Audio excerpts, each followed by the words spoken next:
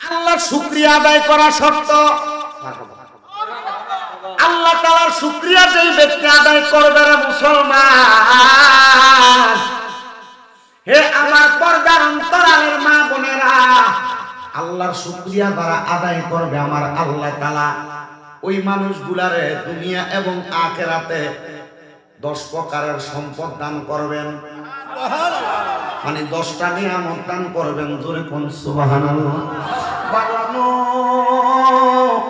ও আমার ভাই বাবারা বন্ধুরা, গভীর মনোযোগ দিয়ে আলোচনাটা শ্রবণ করার চেষ্টা করবেন। আমার আল্লাহ তাআলা আমাদেরকে আল্লাহর প্রশংসা করলে যে 10টা নিয়ামত দান করবে, দেখবেন আপনাদের এই রোয়াসালা এলাকার কোন মানুষ যখন হার্ট অ্যাটাক করে, স্ট্রোক কইরা মারা যায়, স্ট্রোক করলে তারে ঢাকা মেডিকেলে নিয়ে যায়, ঢাকা লাইভেট হসপিটালে নিয়ে যায়, আইসিইউর মধ্যে রাখে। সর্বনিম্ন 65,000 থেকে 1,15,000 টাকা পর্যন্ত আইসিইউর বিল আসে মাত্র 24 ঘন্টার। আমার আল্লাহ কয় জগতের বান্দার দলেরা রে, আমি আল্লাহর কোন বান্দা যদি আমি আল্লাহর প্রশংসা করে, আমি আল্লাহর শুকরিয়া আদায় করে, আমি আল্লাহ তাআলা ঘোষণা করলাম 1 নাম্বার বান্দার হায়াত বাড়াইয়া দেই। পাইলাম কয়টা নিয়ামত? কয়টা? আল্লাহ কয় জগতের বান্দার দল শুই না লও। 2 নাম্বার, ওই বান্দা যদি কঠিন কোনো বিপদে থাকে, আমার আল্লাহ তাআলা বান্দারে বিপদ থেকে উদ্ধার করে। 2 নাম্বার নিয়ামত। 3 নাম্বার, ওই বান্দা যদি অভাবে থাকে, ওই বান্দা যদি রোগ অবস্থায় থাকে, ও বান্দা কঠিন রোগ লইয়া থাকলে, বিমার লইয়া থাকলে, আল্লাহর প্রশংসা করলে আমার আল্লাহ কঠিন রোগ থেকে শেফা দান করে। 4 নাম্বার, ওই বান্দা যদি কঠিন কোন মুসিবতে বিপদের মধ্যে থাকে, আমার আল্লাহ তার মুসিবত থেকে বিপদ থেকে উদ্ধার করে। 5 নাম্বার, ওই বান্দা যখন ইন্তেকাল করবে, আমার আল্লাহ তাআলা বান্দারে ঈমানি ইন্তেকাল দান করবে। মুসলমান, এই রোয়াসালার কত মানুষ মারা যায়, মারা যাওয়ার সময় বিছানায় প্রস্রাব কইরা দেয়, পায়খানা কইরা দেয়, নাকে মুখে দিয়া রক্ত বাহির কইরা দেয়। বন্ধুরে, অনেক মানুষ মারা যায় চোখগুলা উল্টাইয়া দেয়, জিহ্বায় কামড় দিয়া মারা যায়। আপনারা বলেন এমন কঠিন অবস্থা হয় কি হয় না?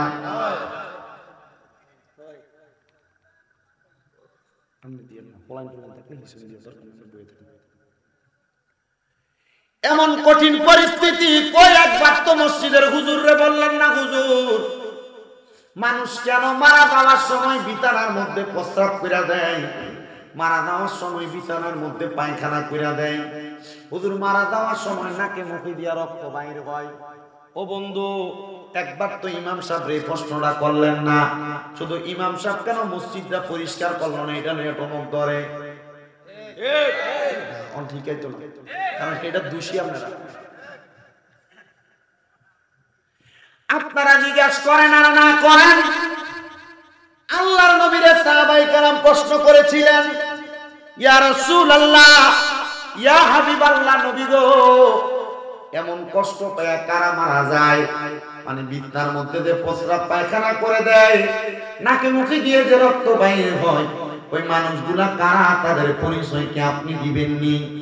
আল্লাহর নবী কয়, শোনো,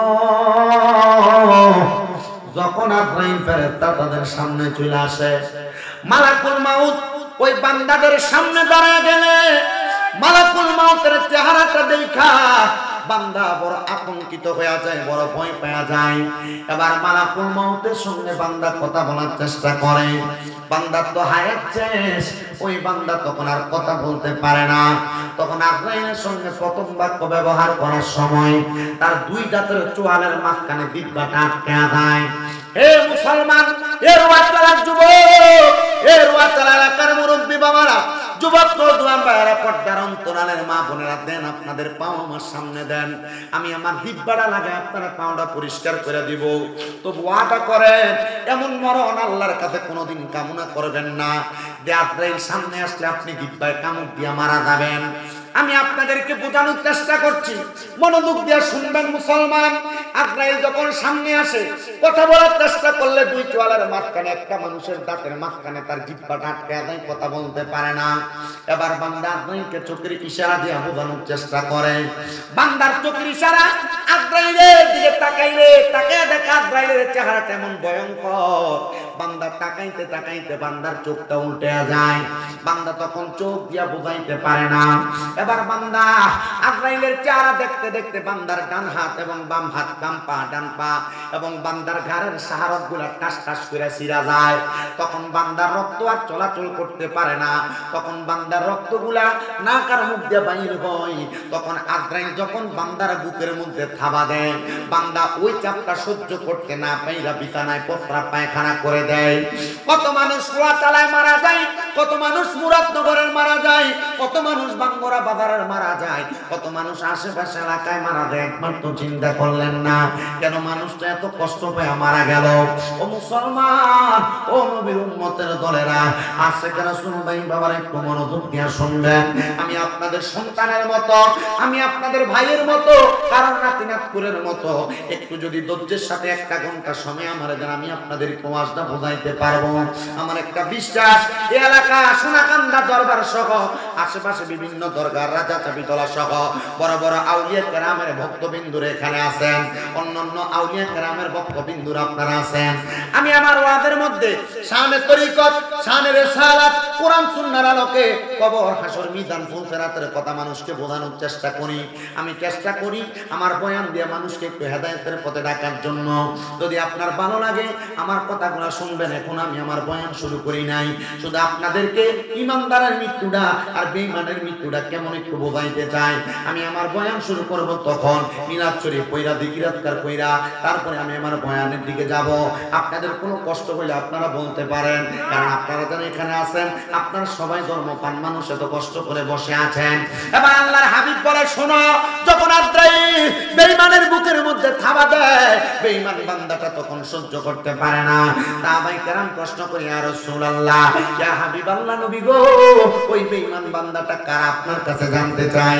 আল্লাহর নবী শিখিয়ে দেন, 1 নাম্বার যারা বেনামাজি, 2 নাম্বার যারা হারামখোর, 3 নাম্বার যারা পরের হক মাইরা খায়। হারামখোরের মধ্যে অনেক প্রকার আছে। আপনাদের ওয়াসাল এলাকায় সুদখোর আর ঘুষখোর আসেনি? মানুষের জমি দখল করে খায় আসেনি? টাকা হাওলাত নিয়ে দেয় না এমন সিটার আসেনি? আপনাদের এলাকার মধ্যে মানুষের সঙ্গে বাজে কথা কয় এমন লোক আসেনি? বাজার দালালি করে খায় এমন সিটার আসেনি? অবাক নাই, এই সিটার গুলারে আল্লাহ তাআলা এমন কষ্ট দিয়ে মারবো। এবার চিন্তা করতেছে, ওয়াটা মনে হয় টাকা মতো ফিরে গেছে। কথা কোন না আছে না নাই? এমন কোন এলাকা নাই সোনার বাংলাদেশের মধ্যে যে এলাকার মধ্যে টোকাইলে দুই একটা সুদখোর আর ঘুষখোর পাওয়া যাবে না, দুই একটা হারামখোর পাওয়া যাবে না, পরের হক মাইরা খাওয়িন না পাওয়া যাবে না, তুমি দখল করে খাওয়িন না পাওয়া যাবে না। আল্লাহর নবী কয়, জগতের মানুষ শুনে নাও, জাবির ইবনে সামুরা রাদিয়াল্লাহু তাআলা হাদিস বর্ণনা করে, কিয়ামতের আগে এমন একটা অবস্থা হবে, আমার উম্মতের এমন একটা উম্মত বাদ থাকবে না তারা সুদের সাথে জড়িত না। নবীজি, ইয়া রাসূলুল্লাহ কি বললেন? বলে, হ্যাঁ ইয়া রাসূলুল্লাহ, কেন সুদের সাথে তারা জড়িত না কেন বললেন? ইমানদার কি থাকবো না? আল্লাহর নবী কয়, ইমানদাররা যদিও সুদ খাইতো না, তারা সুদখোরের আশেপাশে যখন ঘোরাফেরা করব, সুদখোরের গায়ের বাতাসটা তার গায়ের মধ্যে লাগবো। আল্লাহর কসম, মুসলমান এমন হারামখোর, সুদখোর, ঘুষখোর, পরের হক মাইরা খাওয়িনের গায়ের বাতাস মুমিনের গায়ে লাগলে মুমিনের গাওটা কেমন জানি হয়ে যায়। এবার বলেন, কোন হারামখোরের লগে সম্পর্ক রাখা যায়? এরা দাওয়াত দিলে যে আমরা আগে 1 নম্বরে দাওয়াতে যান, রোয়া সারা দাওয়াত বন্ধ আমার। আর দিলে দেন না দিলে নাই, ওয়াস একটু কইরা যাই। শুনেন ও মুসলমান, আল্লাহর নবী রাহমাতুল লিল আলামিন নবী কয়, আমি যখন মেরাজের মধ্যে গেলাম আল্লাহ তাআলা 2টা নিদর্শন আমার দেখাইছে। ওই 2টা নিদর্শনের মধ্যে একটা হলো জান্নাত আর একটা জাহান্নাম। আমি জাহান্নামের দিকে যখন তাকাইলাম, আমি এক প্রকারের মানুষ দেখলাম যাদের পেট টাকাল 2-3 ঘরের মতো দেখা যায়। আমি নবী তাকায় দেখলাম তাদের পেটের ভিতর অংশ দেখা যায়, বড় বড় সাপ বিচ্ছু পেটের একবার কলজাত কামড় দেয়, একবার গুদ্দাটাত কামড় দেয়, একবার এইদিকে কামড় দেয়, একবার ডাইনে একবার বামে কামড় দেয়। সাহাবায়ে কেরাম কো, নবী গো, এরা কারা? এদের পরিচয় জানতে চাই। আল্লাহর নবী ডাক দিয়া কো, উম্মত, এরা হইল তারা যারা টাকার বিনিময়ে টাকা বাড়াইছে। টাকার বিনিময়ে টাকা আর কেউ বাড়ায় না। 1 লাখ টাকায় 1 বছরে 30,000 টাকা সুদ খায় এমন লোক ছাড়া আছে না নাই?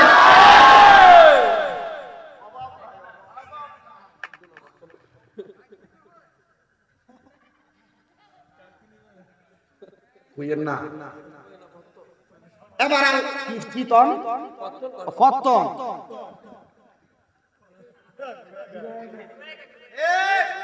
কথা কোন লাগে না। এখন আবার সুদের কোয়ালিটি চেঞ্জ। হুজুর কেমনে? এখন আর চাচা আর বাইয়ে সুদ খায় না, এখন চাচিরে দিয়া খাওয়া, বিড়িয়ে দিয়া খাওয়ায়। কাকা বড় বিপদে পড়ে গেছে, 10 টাকা চান না এরা আমার কাছে তো নাই, আমার তো কামের দিন নাই, তুই দেখ আমি কই থেকে আইনাম। তো চাচির কাছে দেখ, তার বইনের তারিখে কটা টিয়া দিছে সাইলা দিবার লাইগা।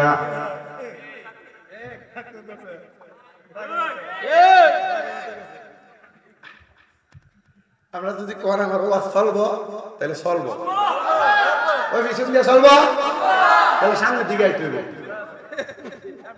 তাহলে সামনের দিকে আইয়েন, ওয়াজ এর পরে সামনে পরেরটা আইয়েন, কষ্ট করে সামনের দিকে আইলেন, আইন আব্বা আইয়েন, ইনশাল্লাহ জমবো। হ্যাঁ সমস্যা হলে আমার দরকার নাই, যারা যারা পারেন তারা তারা আইয়েন কষ্ট করে। এরপর আর কেউ আইয়োক আর না আইয়োক, মোটামুটি স্টেজে তৌফিক হুজুর আছে, ইন্ডিয়ায় হুজুর আছে, ইন্ডিয়া আমার এই আব্বাদান আছে, আর তারা আপনারা যারা দাঁড়ায় রয়েছেন আমরা তো আসলই মোটামুটি আমরা ওয়াজ করে এলাম। আর খিচুড়ি যে 10 টাকা খাওয়াই না, 2 টাকা খাওয়াই না তো আপনার রয়েছেন না। আবার বিডিএ গুলো আছে কয়টা প্রজেক্টর কয়টা? 2টা প্রজেক্টর, 2 প্রজেক্টর মহিলা আছে, তারা খাইবো না। আমরা ফয়জন যদি না হয় ফরে ডেট দিয়ে বেরিয়ে দিয়ে দিন ইনশাআল্লাহ নিতে যাবো। বিলাল ভাই শুধু একটু রেডি হবে, বিলাল ভাই আইছি ওয়াসন্ত, আমি কি ওয়াজ শুনতে নাইছে? তাহলে বইয়ার আল্লাহ যেন কবুল করে, জোরে কোন আমিন। তাহলে সুদের কোয়ালিটি কি আছে না চেঞ্জ হইছে? নিজে খায় না আবার বেডি দিয়ে সুদ চালায়। হে মা বোনেরা আপনারা মনে রাখবেন, আল্লাহর নবী শিখিয়ে দেয় ওই সুদখোর যারা, হারামখোর যারা, পরের হক মাইরা খায় যারা, তাদের পেটটা কাল বুয়ুতিন ঘরের মতো হয়ে যাইব। মাথার জায়গায় কিন্তু পেটটা দি ঘরের মতো। আল্লাহর নবী কয় হারাম এমন খানা খাইছে ওই ব্যক্তিটা কবরে গেলে আল্লাহ তাআলার মাইরের শিকার হইব। ইন্না বাতাসা রাব্বিকা লাশাদীদের অন্তর্ভুক্ত হইয়া আমার আল্লাহ তাআলা এমন পিঠা ফিরবো কাঁচা বাঁশের গুঁড়া দিয়া বাইরে।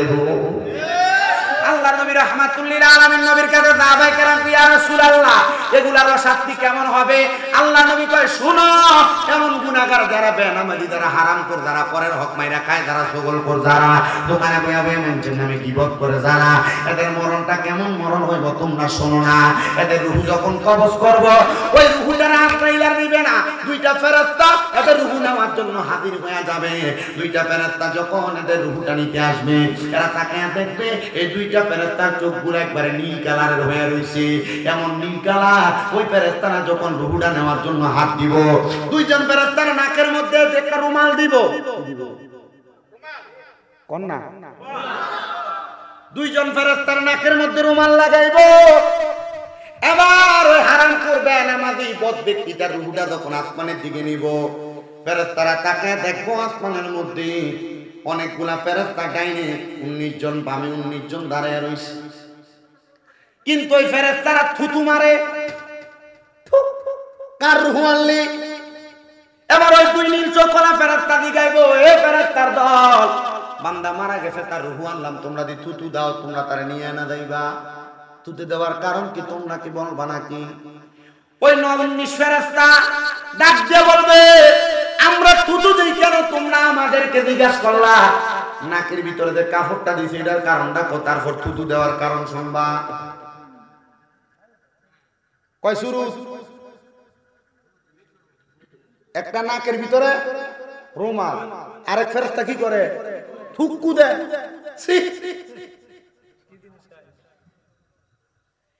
এবার ওই ফেরেশতা বলবে এই বান্দা বেনামাজি, এই বান্দা হারামখোর, এই বান্দা ছগলখোর, পরের হক মাইরা খায়, গীবত করছে, জিনা ব্যভিচার করছে, এইজন্য বান্দার রূহটা ফুচ্চা গেছে গা। বান্দার রূহটার মধ্যে দুর্গন্ধ, আমরা ফেরেশতা বান্দার রূহ এই দুর্গন্ধ সহ্য করতে পারি না। এজন্য বান্দার রূহটা থেকে দুর্গন্ধ যেন কাটে উঠতে পারি, নাকের মধ্যে রুমাল দিতে। ওই ফেরেশতা কয় তোমার অবস্থা যেমন আমার অবস্থা তেমন। এই বান্দার রূহ সহ্য করতে না পারার কারণে, দুর্গন্ধ সহ্য করতে না পারার কারণে আমরা তারে থুতু দেই। এবার বলবে আলমে আরোহার দরজার সামনে গেলাম, কিন্তু বেঈমান বেনামাজির রূহটারে আলমে আরোহার কোনো জায়গার মধ্যে রাখা যায় না। গেলাম আসমানের প্রথম স্তর, দ্বিতীয় স্তর করে সপ্তম স্তরে কোনো জায়গায় যাওয়া যায় না, দরজা গুনা বন্ধ। এবার আমি দেখলাম ডাইনেও বন্ধ, বামেও বন্ধ, সামনে বন্ধ। পেছন দিক দিয়ে একটা দরজা খোলা, ওই দরজাটা হলো জাহান্নামের দরজা। বান্দারা জাহান্নামে নিক্ষেপ করা হবে। ও বন্ধু, জাহান্নামের আগুনটা হবে লাল। জাহান্নামের আগুনের মধ্যে বান্দারে 1000 বছর পুরাইব। আমার আল্লাহ তাআলা জাহান্নামের আগুনের রংটা এবার বানাইবো সাদা, আর 1000 বছর জ্বালাইয়া জাহান্নামের আগুনের রংটা বানাইবো কালা। এই জাহান্নামের আগুনে পুড়তে পুড়তে বান্দা একবার পুড়বে না, বান্দা দুইবার পুড়বে না, বারবার বান্দার জাহান্নামের আগুনের মধ্যে পুড়াইয়া এবার যখন বান্দা অনেক পুড়তে পুড়তে 3000 বছর পুড়ব, বান্দা ফেরেশতাদেরকে বলবে, এ ফেরেশতা, একটু পানির ব্যবস্থা নি করা যাবে? আমি বড় পিপাসার্থ 3000 বছর পুরার কারণে। ফেরেশতা কবে, অবশ্যই, তুমি যেহেতু জাহান্নামে আসছো, পানি তো তোমার লাগে রাখছি। ওই বলে, পানিটা কি? বলে, অন্য কোনো পানি না, পানিটা হইল এমন একটা লোহার গরম পাত্র, লোহার পাত্র গরম, একবারে আগুনে তাপ দেওয়া।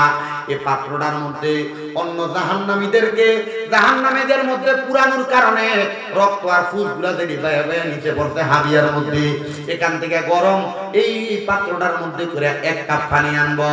যে পানিটারে হাদিস শরীফের ভাষায় কই তিনাতুল খাবাল। এ তিনাতুল খাবাল পানি দেন না, কইবো নেও খাও। বলবে, আরে পানি খাইবো কেমনে? দুনিয়াতে একটা পানির মধ্যে একটা মশা পড়লে পুরা পানিটা আমি ফালাইয়া দিছি। বান্দা তখন আফসোস করবে আর বলবে, না না না, এই পানি তোমারে খাওয়া লাগবে, কারণ দুনিয়াতে সুদ খাইছো মজা কইরা, বাইবাতিটা তুমি দখল করে খাইছো মজা কইরা, হারাম খাইছো মজা কইরা, নামাজও পড়ছো, সুদও খাইছো। এ বান্দা, এজন্য তোমার জন্য পানির ব্যবস্থা করে রাখা হয়েছে।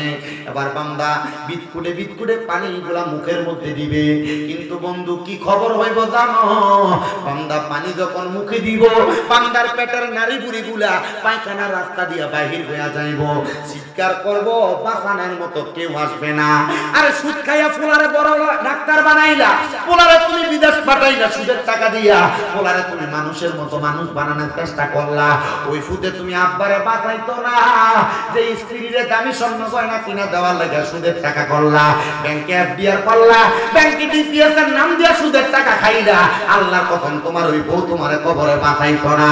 এবার বলে, এই আল্লাহ তাআলার আযাব থেকে বাঁচার জন্য আমাদের সবাইকে হারাম খাওয়া ছাড়ার দরকার আছে না? না, সুদ নাম নাই এফডিআর, সুদ নাম নাই ডিপিএস, মুনাফা, ব্যাংকের হিসাবের কথা বলি, ইন্টারেস্ট বলি। বাবা শুনেন, এই হাদিস কইলে ব্যাংকে যারা চাকরি করে হেতারও ধরা, ব্যাংকে যারা চাকরি করে তারাও ধরা। আল্লাহর নবী কয়, শোনো দুনিয়ার মানুষ, আমি নবী 4 প্রকারের ব্যক্তির অভিশাপ দিলাম, আল্লাহর লানত দিলাম। ইয়া রাসূলুল্লাহ, আপনারা যারা এনে আছেন, আপনাদের চাইতে বেশি ওই রোয়া সালা দক্ষিণ ভাড়া ইন্ডিয়া কটা ফুলাইন খেলতেছে। বাবা, তোমরা মনোযোগ দিয়ে খেলো। আলহামদুলিল্লাহ, খেলাধুলা ভালো জিনিস, তবে ব্যাটটা দিয়ে বাড়ি দেওয়ার সময় শামীম দাদাদের কথাগুলো শুনে একটু মনোযোগ দিয়ে শুনো, কারণ দরকার আছে। কারণ যারা যুবক মানুষ, তারা যদি এখন হেদায়েত না করা যায়, আপনারা যারা মুরব্বী আছেন, বয়স তো শেষের পথে, কয়দিন পরে মারা যাইবেন, এরা ঠিক হইলে সমাজ ঠিক হইব। এবার বলেন, আমরা সমাজের যুবকদেরকেও ঠিক করার দরকার আছে না? না, আমার গাড়িটা ভাড়া দিয়ে রাখবে না, আছে খুব ভালো ছেলেরা। আমি যখন আসছি দেখছি যে দৌড়ে আইসা কয়েকজনে খুব সুন্দর করে একবারে মাহফিল কমিটির কল দিয়ে পর্যন্ত নিয়ে গেছে। আল্লাহ তাআলা রোয়া চালানা শুধু মুরাদনগর, ভাঙ্গরা, এরপরে হোমনা, তিতাস, নবীনগরের পশ্চিম সাইড, এই এলাকায় আলহামদুলিল্লাহ আপনারা যখনই কোনো ওলামায়ে কেরাম আসে, আপনাদের এলাকার মানুষ ঠিক মেয়ের জামাইরে যেমন আদর করে, হুজুরের এমন আদর করে। এটা আমি পছন্দ করি, এবং আমি এদিকের মানুষের সাথে যোগাযোগ যখন করে আলহামদুলিল্লাহ চেষ্টা করি যদি ডেট খালি থাকে মাহফিল রাখার। কেন জানেন? কারণ আপনাদের এলাকায় আলেমদেরকে সম্মান করে, ইজ্জত করে, এটা শুকরিয়া, ব্যবহার সুন্দর করে, এটাই ভালো। কারণ আপনাদের একটা বরকত আছে, সোনাকান্দার মোহন পীর সাহেব হুজুরের মতো বড় আল্লাহর ওলি আপনাদের এলাকায় শুয়ে আছে, ওনাদের যে ফয়জত আপনাদের সিনাতে আসছে, আপনারা ওইখানে যান আর না যান, রাজা চাবি চলার মতো এত বড় আল্লাহর ওলিরা এখানে শুয়ে আছে। হযরতে আব্দুল গনি শাহ রাহমাতুল্লাহ আলাইহির মতো আল্লাহর ওলিরা শুয়ে আছে, হয়তোবা শুয়ে আছে, এটার আশেপাশের ভিতরে যে বদকাজগুলা করে, এই করার কারণে হয়তো উল্টাপাল্টা চলে আর কি, কিন্তু ওলিরা তো সত্য, এটা তো ঠিক আছে। তো যেই কথা বললাম, নবী কয় প্রকারের মানুষকে অভিশাপ দিছে? আপনারা চার প্রকারের ব্যক্তির অভিশাপ দিছি। ইয়া রাসূলুল্লাহ, কারা? আল্লাহর নবী ডাক দিয়া কয়, এক নাম্বার যারা খায়, দুই নাম্বার যারা দেয়, তিন নাম্বার যারা সাক্ষী, চার নাম্বার যারা লেখে। যারা সুদের টাকা খায়, আল্লাহর নবী কয় তাদের উপর আমি লানত দিলাম। যারা সুদের উপরে টাকা নেয়, এই ব্যক্তিরা আমি লানত প্রদান করলাম। আমরা জানি খামিন্নার দেউন্নার কথা, কিন্তু আব্বা আমরা এলাকার মধ্যে ইস্টেমের মধ্যে সই দিয়া পর্যন্ত সুদের টাকা নেয়। ওমা ঠিক আছে, দিমু, এটার একটা গ্যারান্টি লাগবো না, এমন কারবার করে।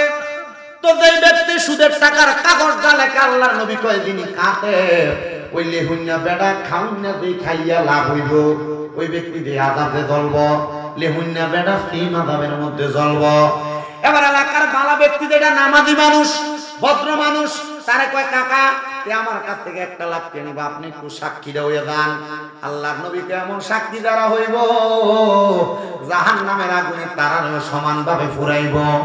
সাবধান ও মুসলমান, কবরের কঠিন আযাব থেকে বাঁচার জন্য, আল্লাহ তাআলার কঠিন আযাব থেকে বাঁচার জন্য তোমরা এখন থেকে সাবধান হয়ে যাও।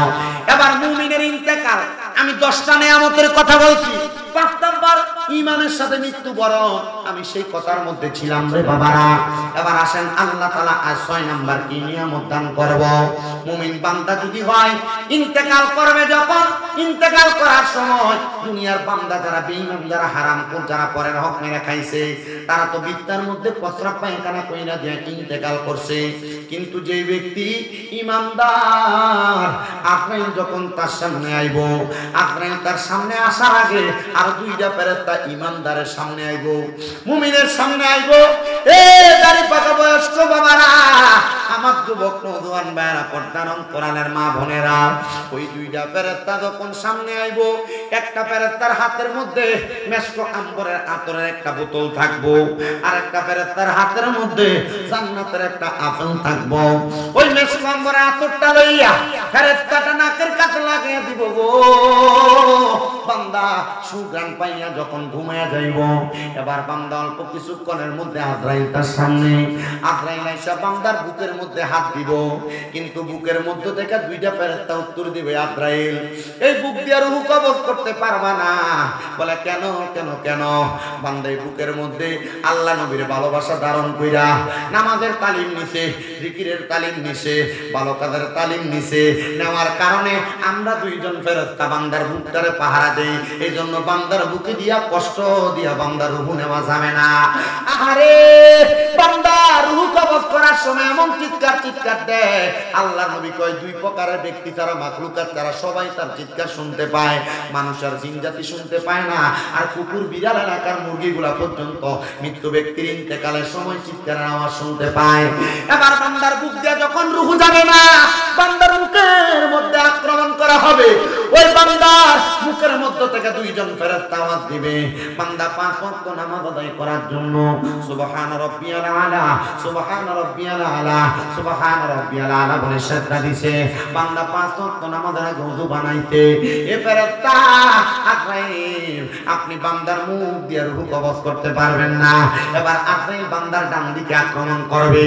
ডান দিকে আক্রমণ করলে ডান দিক থেকে জবাব আসবে, আমরা হইলাম মৃত্যু ব্যক্তির দান সাদকা, আমরার কাজ দিয়ে তোমরা কোনোদিন রূহ কবজ করতে পারবা না। বান্দার বাম দিকে আবার আজরাইল ফেরেশতা যখন আক্রমণ চালাইব, বাম দিক থেকে আওয়াজ আসবে, আমরা হইলাম বান্দার মা বাবার খেদমত, বান্দার বাম দিক দিয়ে তুমি আক্রমণ চালায় মারতে পারবা না।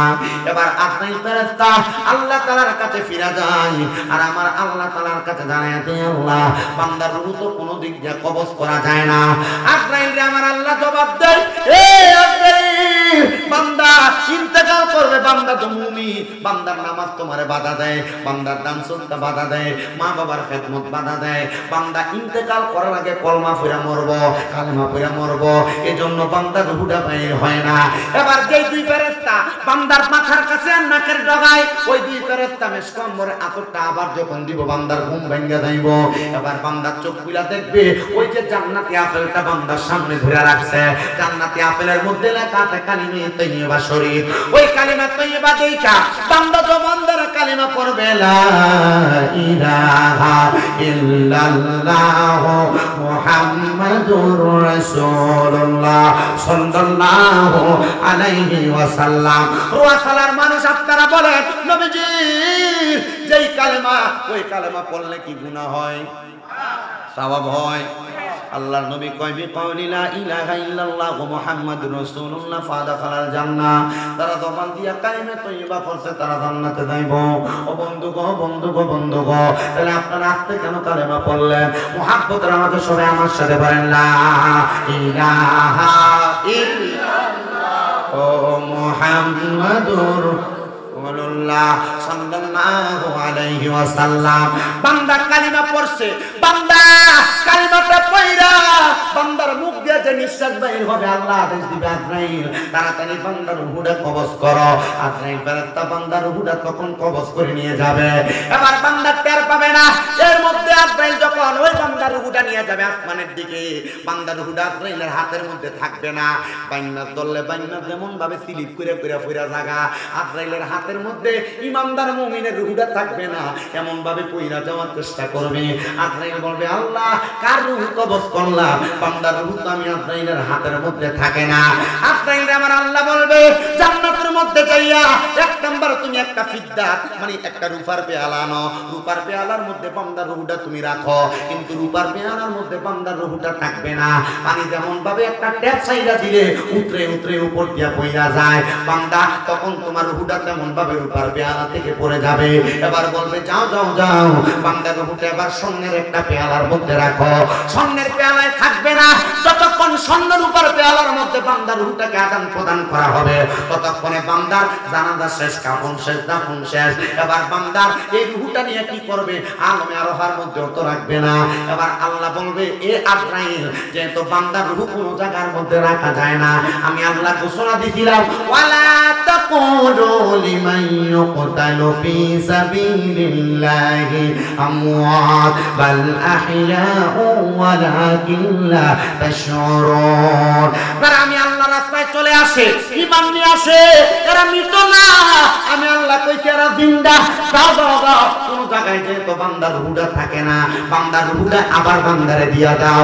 সোনাকান্দার মরহুম পীর সাহেব হুজুর উনি মরছে না রে, মরছে না, ওনাদের রূহ আমার ওনাদেরকে দেওয়া হয়েছে।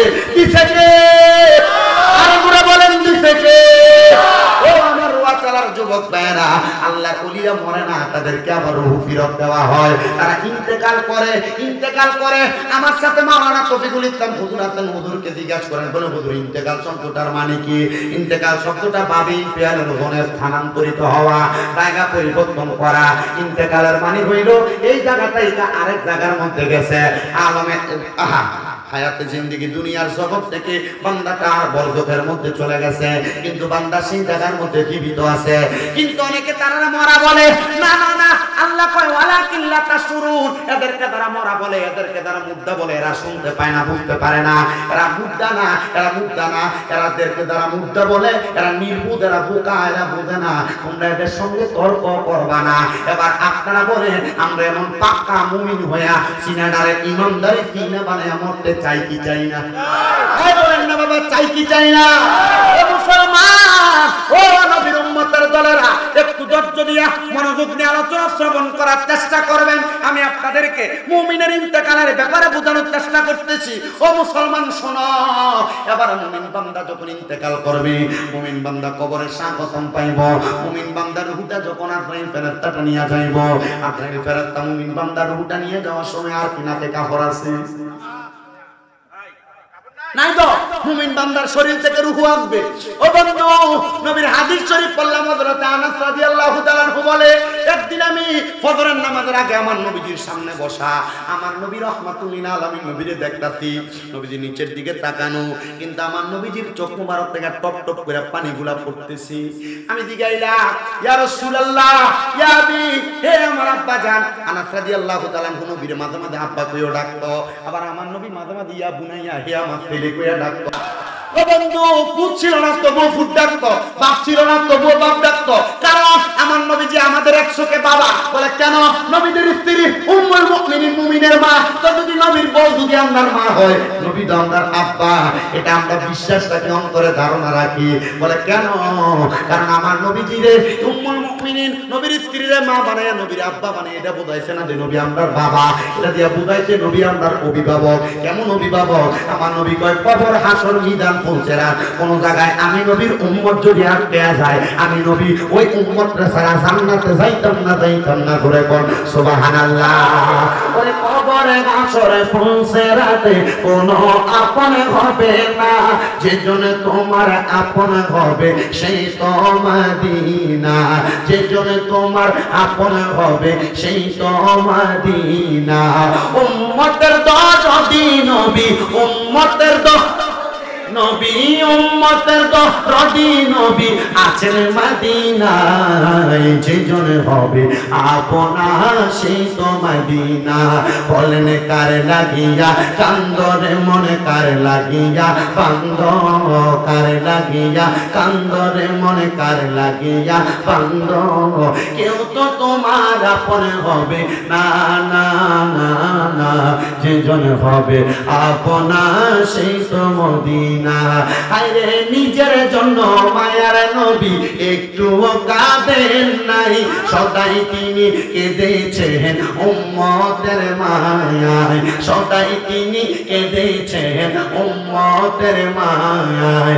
উম্মতের দরদি নবী, উম্মতের দরদি নবী কাঁদেন মদিনায়, যেজন হবে আপনা না, বলেন যেজন হবে আপনা সেই তো মদিনা। একটা জবানও বন্ধ রাখবেন না, জবানটা খুলে পড়ে না। আমরা সবাই মুমিন এবং ঈমানদারের মতো মরতে চাই কি চাই না? নবীর সাহাবী আনাস ইবনে মালিক ডাক দিয়া কয়, জগৎবাসী, আমি দেখলাম আমার নবী মাথা মোবারক নিচের দিকে দিয়া দিয়া কাঁদতেছে। আমি জিজ্ঞাসা করলাম, ইয়া আবি, আমার আব্বা জান, ও নবী গো, আপনি কেন এমন ভাবে কান্না করেন? কান্নার কারণটা জানতে চাই। আল্লাহর হাবিব কয়, শোনো, মানুষের কান্না দুই রকমের, একটা সুখের কান্না আর একটা দুঃখের কান্না। আমি নবী দুঃখে কান্দি না রে, আমি নবী বড় সুখে কান্দি। বলে কেন সুখে কান্দ? বলে যখন কোন মুমিন মারা যায়, যখন কোন বদকার মারা যায়, তাদের মরণের অবস্থা কিন্তু দুইটা। ও নবী, কেমনে দুইটা? আল্লাহর নবী কয়, কোন বদকার বান্দা মারা যাওয়ার পরে আজরাইল যখন বদকার বান্দার রূহটা নিয়ে তাড়াতাড়ি যাওয়ার চেষ্টা করে, তখন বদকার বান্দার রূহটা ডাক নিয়ে কইরা, আজরাইল, আমার রূহটারে তুমি কেন এত তাড়াতাড়ি নিয়ে যাও? যদি জানতা আমার রূহের কবরে কি শাস্তি দেওয়া হইব, তাহলে তুমি আমার রূহটারে এত তাড়াতাড়ি নিয়ে যাইতা না। আর যদি কোন মুমিন মারা যায়, ওই মুমিন মারা গেলে আমার আল্লাহ তাআলার ফেরেশতা, আল্লাহ তাআলার ফেরেশতা আজরাইল রে মুমিনের রূহটা জবাব দেয়, এই ফেরেশতা আজরাইল, তুমি আমার রূহটা কেন এত আস্তে আস্তে নিয়ে যাইতেছো? তাড়াতাড়ি নিয়ে দাও, তাড়াতাড়ি নিয়ে দাও। তখন আজরাইল বলবে, কেন? মুমিন বান্দার রূহ বলবে, জানোনি আল্লাহ তাআলা মুমিনের জন্য কি পুরস্কার রেডি করে রাখছে, কি আরামের জায়গা রেডি করে রাখছে।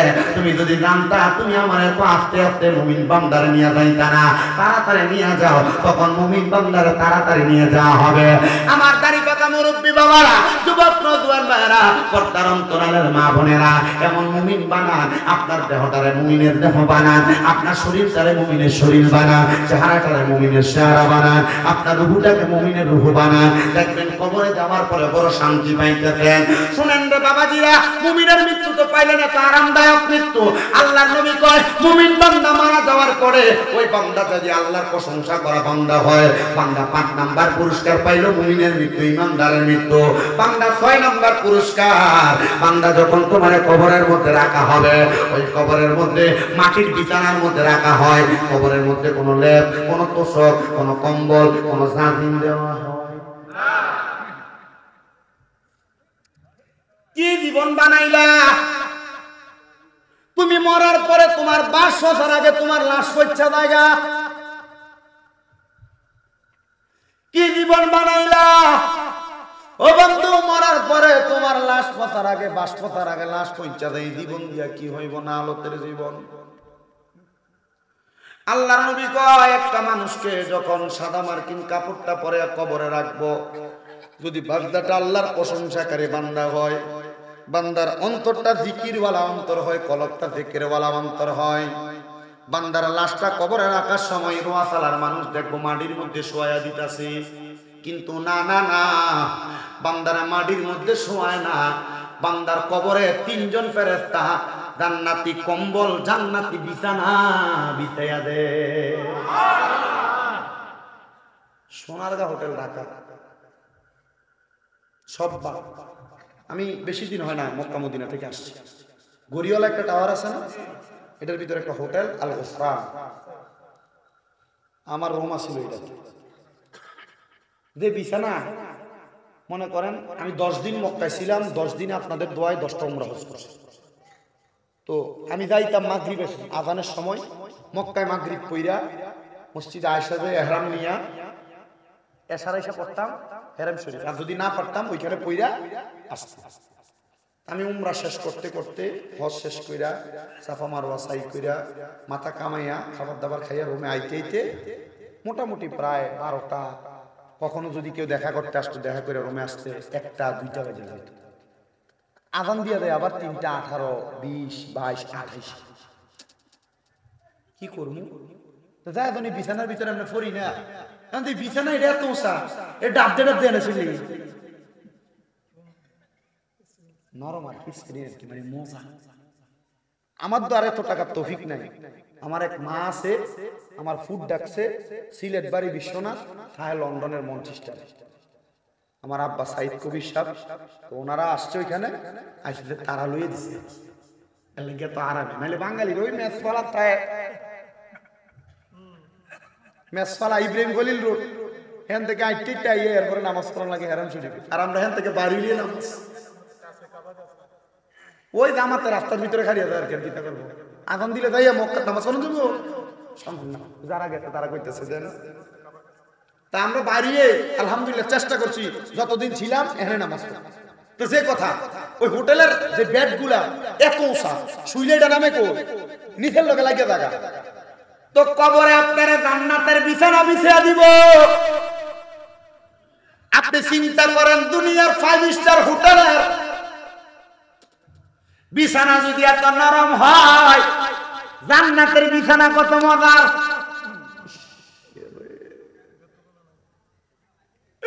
আজকের ওয়াসালার মানুষ, ও মধ্যপাড়ার মানুষ, ও দক্ষিণ পাড়া, উত্তর পাড়া, আশেপাশে এলাকার মানুষ শুনেন, শামীম রাজা ছোট মানুষ, 2-1টা কথা আমি আপনাদের হেদায়েতের উদ্দেশ্যে বইলা দিয়া যাই।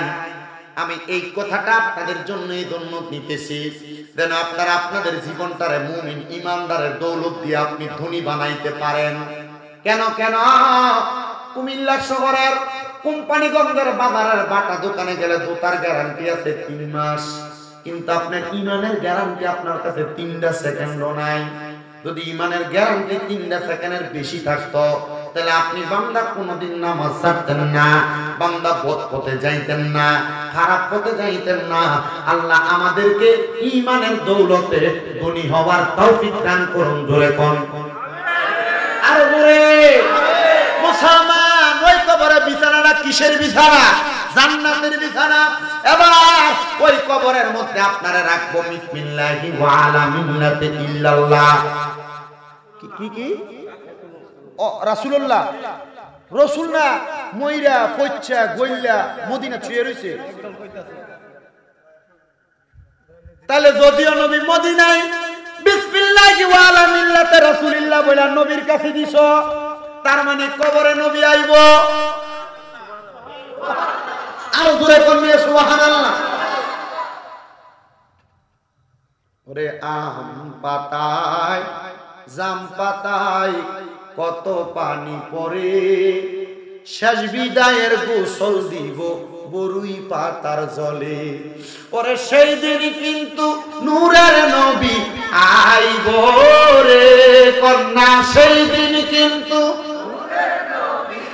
আইব রে ও প্রাণের মুর্শিদ রে, তুমি ধীরে ধীরে ফিরে ফিরে চাইও রে, তোমায় ডাক দিলে আশেকের প্রাণে চাইও রে, তোমায় ডাক দিলে আশেকের দিকে চাইও রে ও প্রাণের মুর্শিদ রে, তুমি ধীরে ধীরে ফিরে ফিরে চাইও রে। আমার বিয়ার যাত্রী আমি চারজনারে দেখি, ওরে আন্দার ঘরে নামাই দিয়া দিব আমায় ফাঁকি। বুঝিনি কোন চারজন? ওই লাস্টিতে কান্দে লেবে চাইতা। ওরে আমার বিয়ার যাত্রী আমি চারজনারে দেখি, আন্দার ঘরে সবাই দিয়া দিব আমায় ফাঁকি। আইরে সেই কবরে মায়ার নবী আইব রে কন্যা, সেই কবরে মায়ার নবী আইব রে ও প্রাণের মুর্শিদ রে, তুমি ধীরে ধীরে ফিরে ফিরে চাইও রে। ওই কবরে নামাইব বিসমিল্লাহি ওয়া আলা মিল্লাতি রাসূলিল্লাহ, ওই কবরে নবীর মিল্লাতে যখন আপনারে আমারে দেওয়া হইব, ওই কবরের মধ্যে দিয়ে আপনার কবরের উপরে বাঁশগুলা দিব, বাঁশের চাটাইগুলা দিব, চাটাইগুলা দিয়া আপনার কবরের উপরে মাটি দিব। মিনহা খলাকনাকুম ওয়া ফিহা নুঈদুকুম ওয়া মিনহা নুখরিজুকুম তারাতান উখরা। ও বন্ধু, কথা আলেম ওলামারা এই আয়াতের তাফসীর করে, আল্লাহ মাটি দিয়ে আমরারে বানাইছে, মাটি থেকে আবার আমরারে ঢুকাইব মাটিতে, আবার মাটি থেকে বাইর হইব। জিগান তৌফিক হুজুর রে, হুজুর এই আয়াতের কোন জায়গার ভিতরে মাটির আরবি শব্দটা আসেনি?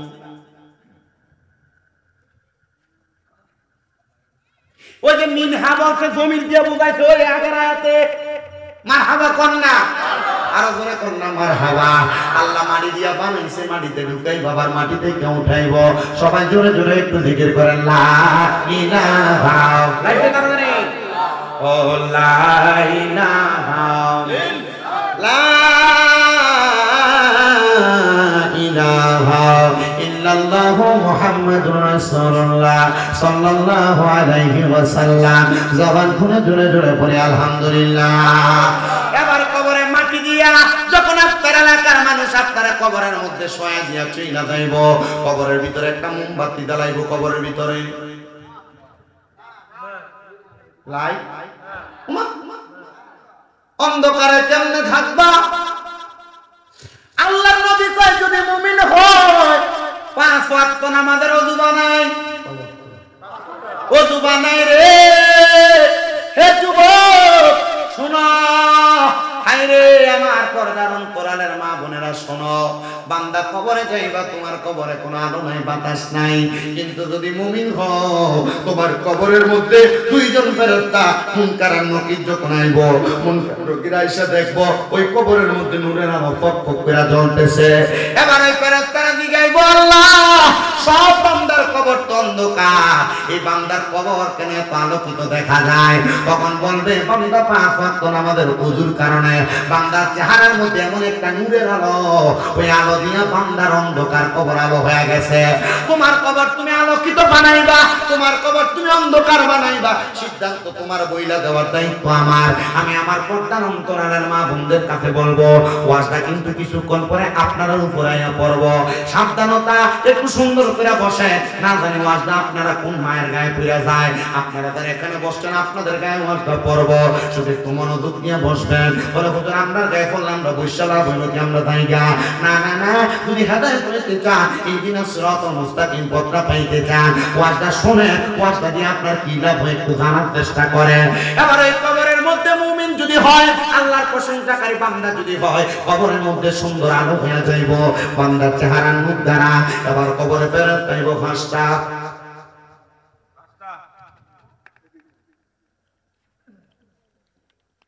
দুইটা মুনকার আর কবরের মধ্যে দুই ফেরেশতা মুনকার নাকির।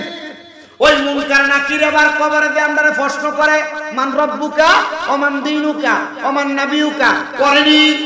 কিন্তু মুমিন বান্দারা কবরের ভিতরে তো প্রশ্নই করতো না। হ্যাঁ, কি মুমিনের প্রশ্ন করতো না? তাহলে প্রশ্ন কার লাগা? আর প্রশ্নের উত্তর মুমিনের লাগে না তো। প্রশ্ন করবে না কেন? কারণ বান্দার চেহারার মধ্যে তার নামাজের ছাপ থাকবে, বান্দার চেহারা বান্দার দেহের মধ্যে তার মুমিনত্বের ছাপ থাকবে। তখন ফেরেশতা বান্দার ঈমানদারির চেহারা দেখা বান্দা বলবে আর হিসাবের দরকার নাই, সামনের দিকে যাও। জবানটা খুলে ধরে ধরে কোন সুবহানাল্লাহ। বন্ধু আমার অন্য বর্ণনায় দেখলাম কবরে কষ্টমান রব্বুকা, বান্দার মুখ থেকে আওয়াজ আসবে, বান্দা বলবে রব্বি আল্লাহ।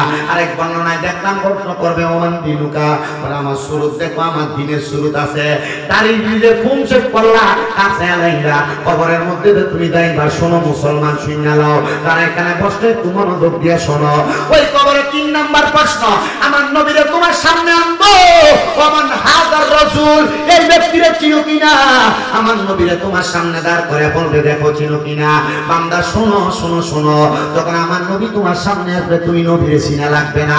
মুখের মধ্যে নবীর সুন্নাত দাড়ি থাকে, ওঠে না তো? মুখের মধ্যে নবীর সুন্নাত দাড়ি থাকার কারণে তখন আপনি নবীরে চিনা লাগবে না। নবী তখন বলবে আয় আয় আয় আমার উম্মত, দুনিয়াতে টুপি পরছো পাঞ্জাবি পরছো এটা লইয়া কবরে আইছো না, শুধু 2টা 3টা কাফনের কাপড়ের টুকরা লইয়া আইছো। কিন্তু কবরের মধ্যে নেওয়ার সময় কিন্তু দাড়ি শেভ করে দিত না। এই দাড়িগুলো আমার নবী দেখা যদি খুশি হইয়া যায় না, চিন্তা করো নবীদের কুল মুবারকের মধ্যে আমার নবী লইয়া যাইব। আর নবী যদি কবরে আপনার দাড়িগুলা খুব শেভ করা দেখতে, নবী যদি আমি করে চিনি না উপায় নাই, নবী যদি আমি করে চিনি না উপায় নাই। আর নবী চিনবো কেমনে? তোমার দাড়িগুলা তো কম শেভ করা। যদি কবরে নবীরে তোমার চিনাইতে তাও কম শেভ করা বন্ধ করো, কম শেভ করা বন্ধ করো, দাড়ি কাটা বন্ধ করো। আপনারা মনে করেন, চিন্তা করেন, অনেক হুজুর দাড়ি রাখতাম, বলতো মানা করে বয়স তো বেশি হয়েছে না, মাত্র 1টার বাপ কিনলে দাড়ি রাখো। বাবা শোনো শোনো শোনো, তোমার বউ কিন্তু তোমার একটা নেক আমল দিয়া তোমার বাঁচাইতো না। আল্লাহর রাস্তায় মাপ চাই, মাপ চাই, মাপ চাই। এখন থেকে দাড়িগুলো রাখার চেষ্টা করো। যদি তোমার বউ তোমার শালি রাখতে তাই দাড়ি রাখছো, দাড়ি রাখার কারণে তোমার বুড়া বেড়া লাগে, বউরে কইবা বুড়া লাগুক অসুবিধা নাই, তবে আমার কবরের মধ্যে আল্লাহ তাআলা আমারে 18 বছরের জওয়ান বানিয়ে দিব। এবার তুমি চিন্তা করো, আমারে কি কবরের জগতে ভালো চাও না দুনিয়ার জগতে? তখন বউ অটোমেটিক কইব তোমার কবরের জগতে ভালো চাই। অনেক যুবক পোলাপান দাড়ি রাখতে চায় না, কয় হুজুর দাড়ি রাখলে সুন্দর মাইয়া বিয়ে করা যাবে না। আপনারা কোন কথাটা আসলে সত্য না মিথ্যা? সত্য না মিথ্যা? আপনার লজিকও ঠিক আছে, 2টা ক্ষেত্রে, একটা সত্য একটা মিথ্যা। এই কথাটা সত্য, আপনারা কোনো কষ্ট করেননি। আমি কিন্তু প্রশ্ন উল্লাপাল্টা করি, মাঝে মাঝে 2-1টা কথা লড়সড় করি, যেন আপনাদের মনোযোগটা ঠিক থাকে। আপনার মনে আল্লাহর রাস্তায় আমার কাছে বেশি ভালো লাগতেছে কেন জানেন? একটু ভিটা কোন জায়গা, ওই যে একটু ভিটা কোন জায়গা, ওই কাশিমপুরে তরিকতপন্থী অনেকে আছে, আর বিশেষ করে অনেক জায়গায় মাহফিলে পোলাফাইন সুইটটা মুটটা ফিরে থাকে। কিন্তু আজকে আপনারা যারা আছেন মোটামুটি বয়স্ক, এর লাগে আল্লাহর কসম আমি ওয়াজ আর অন্যদিকে নিতেছি না। আজকে ওয়াজটা করতেছি বুঝের ওয়াজ। আপনার কি কষ্ট হইতেছে? ওয়াজ বুঝে আইতেছে মনে হইতেছে, ওয়াজ কাজে লাগবে মনে হইতেছে। অনেক যুবকেরা বিয়ে করার জন্য চিন্তা করে আমার কোনো মাইয়া পছন্দ করতো না, এজন্য আমি দাড়ি রাখি না। এ যুবক শোনো, তোমাদের উদ্দেশ্য আমি ওয়াজটা করে দিয়া যায়। শোনো, যদি কোনো মাইয়া তোমার দাড়ির কারণে পছন্দ করে, মনে করবা তুমি একটা নির্লজ্জ বেহায়া মায়া থেকে বাইচে গেছো। বলো হুজুর কেন? কারণ ওই মাইয়া চিন্তা করে জামাই যদি গাড়ি থাকে, এ জামাইরে লইয়া বাঞ্ছারামপুরের ওয়াইবিতে ফটফটি খাইবার লেগে যাওয়া যাইতো না, এ জামাইরে লইয়া কোম্পানিগঞ্জের মুরাদনগরে মার্কেট করা যাইতো না, এ জামাইরে লইয়া ঠিক আছে নি শিখে যাওয়া যাইতো না। কিটা নবাব কোন এটা ম্যাডাম নতুন এসে নাকি? না অনেকদিন মোটামুটি ঢুকি না তো।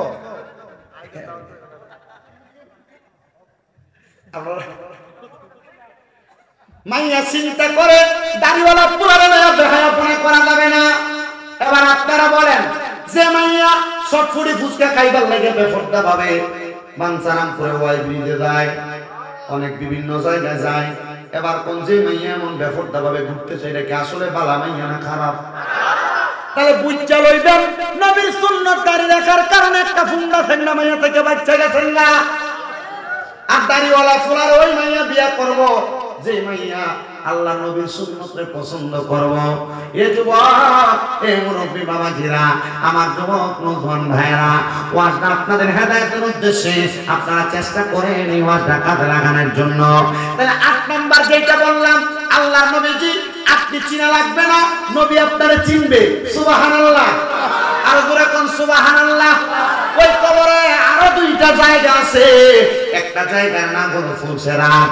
বান্দা, যদি তুমি আল্লাহর প্রশংসাকারী বান্দা হও, ও বান্দা, তুমি যখন কবরের মধ্যে যাইবা, অন্ধকার কবরের মধ্যে যাওয়ার পরে তোমার সামনে ফুলসেরাত হাজির হয়ে যাবে। কেমন হবে শোনো। একটা চুল 70 ভাগ করলে যত চিকন, ফুলসেরাতের রাস্তাটা তত চিকন, তরবারির চাইতে আরো মারাত্মক ধারালো। তখন বান্দা ফুলসেরাতের সামনে যে কান্না করবে। এ বান্দা, মুমিন হওয়ার কারণে কান্না করবা না। বান্দা, বিসমিল্লাহ বলে তুমি কদম রাখো, আলহামদুলিল্লাহ বইলা চোখটা খোলো। বান্দা, তুমি চোখটা খুলতে দেরি দেখবা তুমি আলহামদুলিল্লাহ বলার কারণে তুমি ফুলসেরাত পার হয়ে গেছো। কিন্তু যারা বেঈমান বেআমল, এরা কবরের মধ্যে সব জায়গায় লাঞ্ছিত হবে।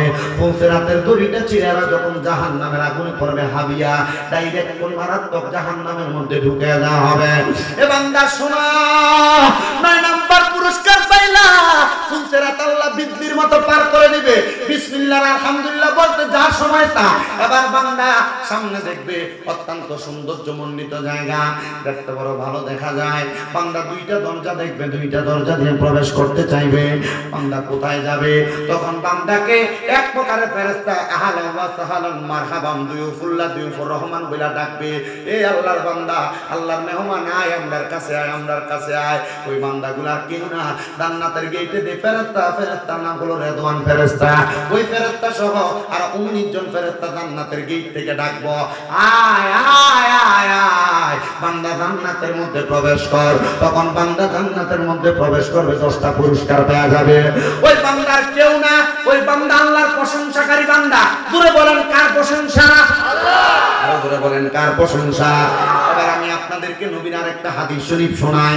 তো মুমিন বান্দার কথাগুলা বললাম, মুমিন বান্দার ইন্তেকালের কথা বললাম, আল্লাহর প্রশংসাকারী বান্দার কথা বললাম। হযরত আব্দুল্লাহ ইবনে আব্বাস রাদিয়াল্লাহু তাআলা হাদিস বর্ণনা করে, যারা উমরা হজ করতেন, বড় হজ করতেন, আপনারা অনেকে তায়েফের ময়দানে গেছেন। তায়েফে ঢোকার সাথে সাথে একটা দরজা আছে, যে দরজার নাম বাবে আব্দুল্লাহ ইবনে আব্বাস। হযরত আব্দুল্লাহ ইবনে আব্বাস রাদিয়াল্লাহু তাআলা নামে একটা সুন্দর দরজা, একটা গিট করে রাখছে। এটার পাশে আব্দুল্লাহ ইবনে আব্বাস রাদিয়াল্লাহু তাআলা মাকবারা, এটার পাশে আব্দুল্লাহ ইবনে আব্বাস রাদিয়াল্লাহু তাআলা নামের একটা মসজিদ, যেখানে মধ্যে কোরআন হাদিস চর্চা করা হয়। এই আব্দুল্লাহ ইবনে আব্বাস রাদিয়াল্লাহু তাআলা হাদিসটা বর্ণনা করে, তাফসীর ইবনে আব্বাসের মধ্যে সেই হাদিসটা বর্ণনা করে রাখছে। আপনারা শুনেন, আব্দুল্লাহ ইবনে আব্বাস কয়, আমি আমার নবীরে জিজ্ঞাসা করলাম, ইয়া রাসূলুল্লাহ, আল্লাহর প্রশংসা করা হয় কিভাবে? আল্লাহর প্রশংসা করা হয় কোন ভাবে? আল্লাহর নবী কয়, 1 নাম্বার, কেউ যদি শিরক না করে তাহলে ওই বান্দা সবচাইতে বেশি আল্লাহর প্রশংসা করা বান্দা। আমরা সমাজে অনেকটা দেখা যায়, তারা এই জায়গায় মাথা ঠেকায়া দেয়, কপাল ঠেকায়া দেয়। ও বন্ধু, না না না, এমন শিরক কর্মকাণ্ড তারা করে, তাদের সঙ্গে সম্পর্ক রাখা যাবে না, তাদের সঙ্গে মিলামিশা করা যাবে না, এদের থেকে দূরে থাকা লাগবে। এরা কেউ না, এদেরকে দেখবেন পিছন দিয়ে উরুস মুবারক নাম দিয়ে বেনার লাগায়া, এরা বেড়ি দিয়া গান বাজনা করে বাউল গান করায়। এমন বিয়াক্কল মার্কা মুসলমান বাংলা সমাজের মধ্যে আছে না? না, তারা পিছন দিয়া নাম দেয় উরুস মুবারক, পিছন দিয়ে উরুস মুবারক নাম দিয়া বাউল গান করে, বাউল শিল্পী দিয়া গান গাওয়ায়, মহিলা দিয়া গান গাওয়ায়। এরা মুসলমান না, এরা মুসলমান না, এরা লেবাসুল মুমিনিন কুলুবুল কাফিরিন। এরা ইসলামের নাম দিয়া ইসলাম দ্বারা পানি চুবাইতে চায়, তোলা চাওয়ার মানুষ আজকে থেকে বইলা দিয়া যায়। যাদেরকে দেখবে এমন উরুস মুবারকের নাম দিয়া সমাজের মধ্যে গান বাজনা করতেছে, নাচানাচি করতেছে, এদেরকে বয়কট করবা, বয়কট করবা, বয়কট করবা। কারণ হইল কোরআন সুন্নাহ এদেরকে সাপোর্ট করে না। এলাকার 10-5 জন মিলে থানার মধ্যে অবজেকশন দিবা, যেন এমন কুকর্ম এলাকার মধ্যে না হয়। আর এমন কুকর্ম হওয়ার কারণে এলাকার যুবকরা নষ্ট হয়, এলাকার যুবকরা মাহফিলে যাইতে চায় না, এলাকার যুবকরা তালিমে যাইতে চায় না। এই জন্য আপনাদের কাছে আবদার, যারা উরুসের নাম দিয়ে গান বাজনা করে, উরুস মুবারকের নাম দিয়ে বেডি পুরুষ একসাথে মেলামেশা করে, এদের সঙ্গে সম্পর্ক করবেন না। কারণ কোরআন সুন্নাহ নারী পুরুষ একসাথে মেলামেশাকে পছন্দ করে না, নারী পুরুষ একসাথে হয়ে যাওয়া পছন্দ করে না। এজন্য আপনাদের সবার কাছে আপনার হইল শিরিক কর্মকাণ্ড যে জায়গার মধ্যে হয় সেই জায়গার মধ্যে আপনি যাবেন না। বলে হুজুর কেন? আপনারা কারণে কিন্তু শিরিক করে। না না না, এমন শিরিক কর্মকাণ্ড কেউ করবো দেখে আপনি করবেন, এটা হইতে পারে না। আমরা শিরিক থেকে দূরে থাকবো, আল্লাহর ওলিদের জিয়ারত করব। আপনাদের এলাকায় অনেক বড় বড় আল্লাহর ওলি আছে, ওইদের জিয়ারত করবেন। বলে হুজুর অনেকে তো দেখতে না না না, আহলে সুন্নাত ওয়াল জামাতের আকীদা হইল আহলে সুন্নাত ওয়াল জামাতের মানুষ তারা মাজার জিয়ারত করে, তারা কোনোদিন সিজদা করে না। তারা সিজদা করে, তারা মুশরিক, তারা কাফের, তারা বেঈমান। এদের সাথে সুন্নিদের কোনো সম্পর্ক বলেন, কোনো সম্পর্ক নাই। এদের সাথে কোনো মেলামেশা করবেন না। জিয়ারত করবেন, জিয়ারত করলে কবরের কথা মনে হয়, মরণের কথা মনে হয়। আল্লাহ তাআলা এমন জিয়ারত করার আমাদেরকে তৌফিক দান করুন। সবাই জোরে জোরে পড়েন আমিন। বাবারা আমার শুনে নেন মনোযোগ দিয়ে। আল্লাহ নবী এক নাম্বার বললেন, যদি আল্লাহ শুকরিয়া করতে চাও তাহলে এক নাম্বার কি করা যাবে না? কি করা যাবে না? সব মাফ করব সবে বরাতের রাতে। এই শিরকের গুনাহ আল্লাহ তাআলা কাউকে সিজদা দেওয়া, এইটা একটু বুঝাই। আমি একদিন এক মাজারে দাওয়াতে দেখছি এক বেড়া সিজদা। আমার প্রশ্ন জাগলো, বেড়া যেহেতু সিজদা দিছে তার একটু জিজ্ঞাসা কি লেগে সিজদা দিল। কারণ আমি তো জানি আল্লাহ ছাড়া কাউরে সিজদা দেওয়া যায় না, হারাম। দেখলাম ভাই সিজদা দিছেন কি রে? হুজুর আমার আগে আরেকজন সিজদা দিছে। এবারে দিছে যে দেহা দিয়ে দিছে। কেমনে দিছে?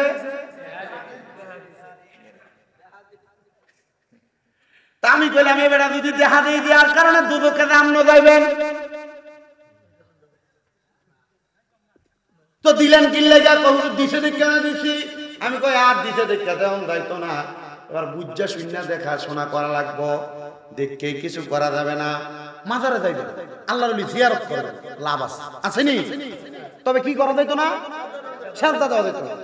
আহলে সুন্নাত ওয়াল জামাতের বড় একজন আলেম সুন্দর ফতোয়া দিছে, তোমরা আবার খাইও আবার সুমা দেন না, অনেকে সুমা দিও না। হুজুর কি লাগা? কয় তোমার চেহারা পাপী, মুখ পাপী, তোমার শরীরটা পাপী, এখানে যিনি আছে তিনি তো পবিত্র, তো ফাঁপি জায়গাটা কেন পবিত্র জায়গা লাগাস? বুঝাইছে কেন? উনি এই ফতোয়া দেওয়ার কারণ ওনাকে জিজ্ঞেস করা হয়েছে। উনি বলছে কেউ যদি সুমা দেয় আর কোন গায়রে আলেম যদি দেখে, এমন করবো সুমা দিছে না, কি করছে? সুমাটারে বলবো কি? সিজদা। এজন্য তুমি কারোর সামনে এই কামটাও কইরো যেন এটা কুফরির শামিল না হয়, মানুষ না বুঝে। কথা বুঝতে পারছে? কিন্তু হাদিস শরীফে এমনও কথা আছে আম্মা আব্বার কদমে চুমা দেওয়া। হাদিস শরীফের কথা, কদমে চুমা দিলে জান্নাতের চৌকাঠে চুমা দেওয়া সওয়াব পাওয়া যায়। তবে মানুষের সামনে দিও না, দিলে মনে করবো সিজদা দিছো। এজন্য গোপনে গোপনে দিও। আর মিয়া আমি আমার আম্মা আব্বার পায়ে চুমা দেওয়ানোর কারণে আমি বক্তা। কুমিল্লা আলিয়া কামিল প্রথম বর্ষে পড়ি, কুমিল্লা ইউনিভার্সিটিতে বাংলা অনার্স ফাইনাল ইয়ার। আলহামদুলিল্লাহ আপনাদের দোয়ার বরকতে এলেমের জোরে কথা বলতে পারি। ওই ওয়াজে শুনছি আম্মা আব্বার কদমে চুমা দিলে দাম বেড়ে যাবে। আম্মা আব্বা ঘুমাইয়া ছিল, চুমা দিয়ে দিছে, ওই ক্লাস 5 এর। এখনো মাঝে মাঝে দিই।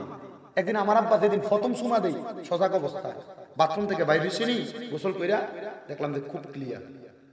তাই চুমা দেনে পয়সা ফোলা কি টাকা, পয়সা ফোলা কি করে? আমার এক ভিডিও বানাছিল, খেতে কয় আমনে এটা করেনি, কেমন লাগে না? আপনারা সবাই আত চুমা দেয়, আপনার লোক মুসাফা করে, ফোলাফুলি করে, আপনাদের সম্মান করে, আপনি দিয়ে চুমা দেন। আমি কইলাম আমারে সবাই সম্মান করে, আদর যত্ন করে, আমি এনে করি না।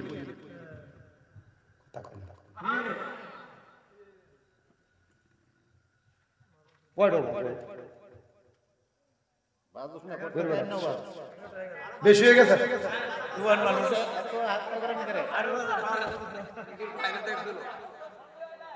আপনারা আছেন তো? ওই আজ যে শুরু আমি নিয়ত করে লাইছি, ওই শুরু মিলাদ কইরা কেম সালাতু সালাম দিয়ে মনে দিয়ে একবার দেখলাম শেষ। এই ওয়াজ করে লাইতেছি মাঝখানে, এর লাগি আর চিন্তা করছি যে আর হিন্দে শুরু করে লাভ নাই। কি করব তো অনকালজি 1 ঘন্টা 13 বাজেনি, তাহলে 1 ঘন্টা 16 মিনিট, 1 ঘন্টা 16 মিনিট পরে যদি অনকালা মিলাদ শরীফ পড়ি, ওয়ান শুরু হয়েছে, তাহলে আর 2 ঘন্টা লাগবে, দরকার নাই বাবু, আপনারা বইয়ের ওয়াদে দিক দিয়ে শেষ করে ইনশাআল্লাহ ছুটি। আল্লাহ যেন কবুল করে, আমিন কর, আরো জোরে কোন আমিন। আমার ভাইরা গভীর মনোযোগ দেন, যেহেতু 13 বাজে 30 পর্যন্ত সময়, রাজি আছেন ইনশাআল্লাহ? আল্লাহ যেন কবুল করে, মঞ্জুর করে, জোরে জোরে পড়েন আল্লাহুম্মা আমিন। বলেন আমার জায়গা হবে নি, আমার মরা লাশের জায়গা, মসজিদের পাশে আমার কবর দিও, কইরা আমার জায়গা হবে। কষ্ট দিয়ে আপনারা এই গজলটা আমি লিখছি, আমার জীবনের দ্বিতীয় গজল।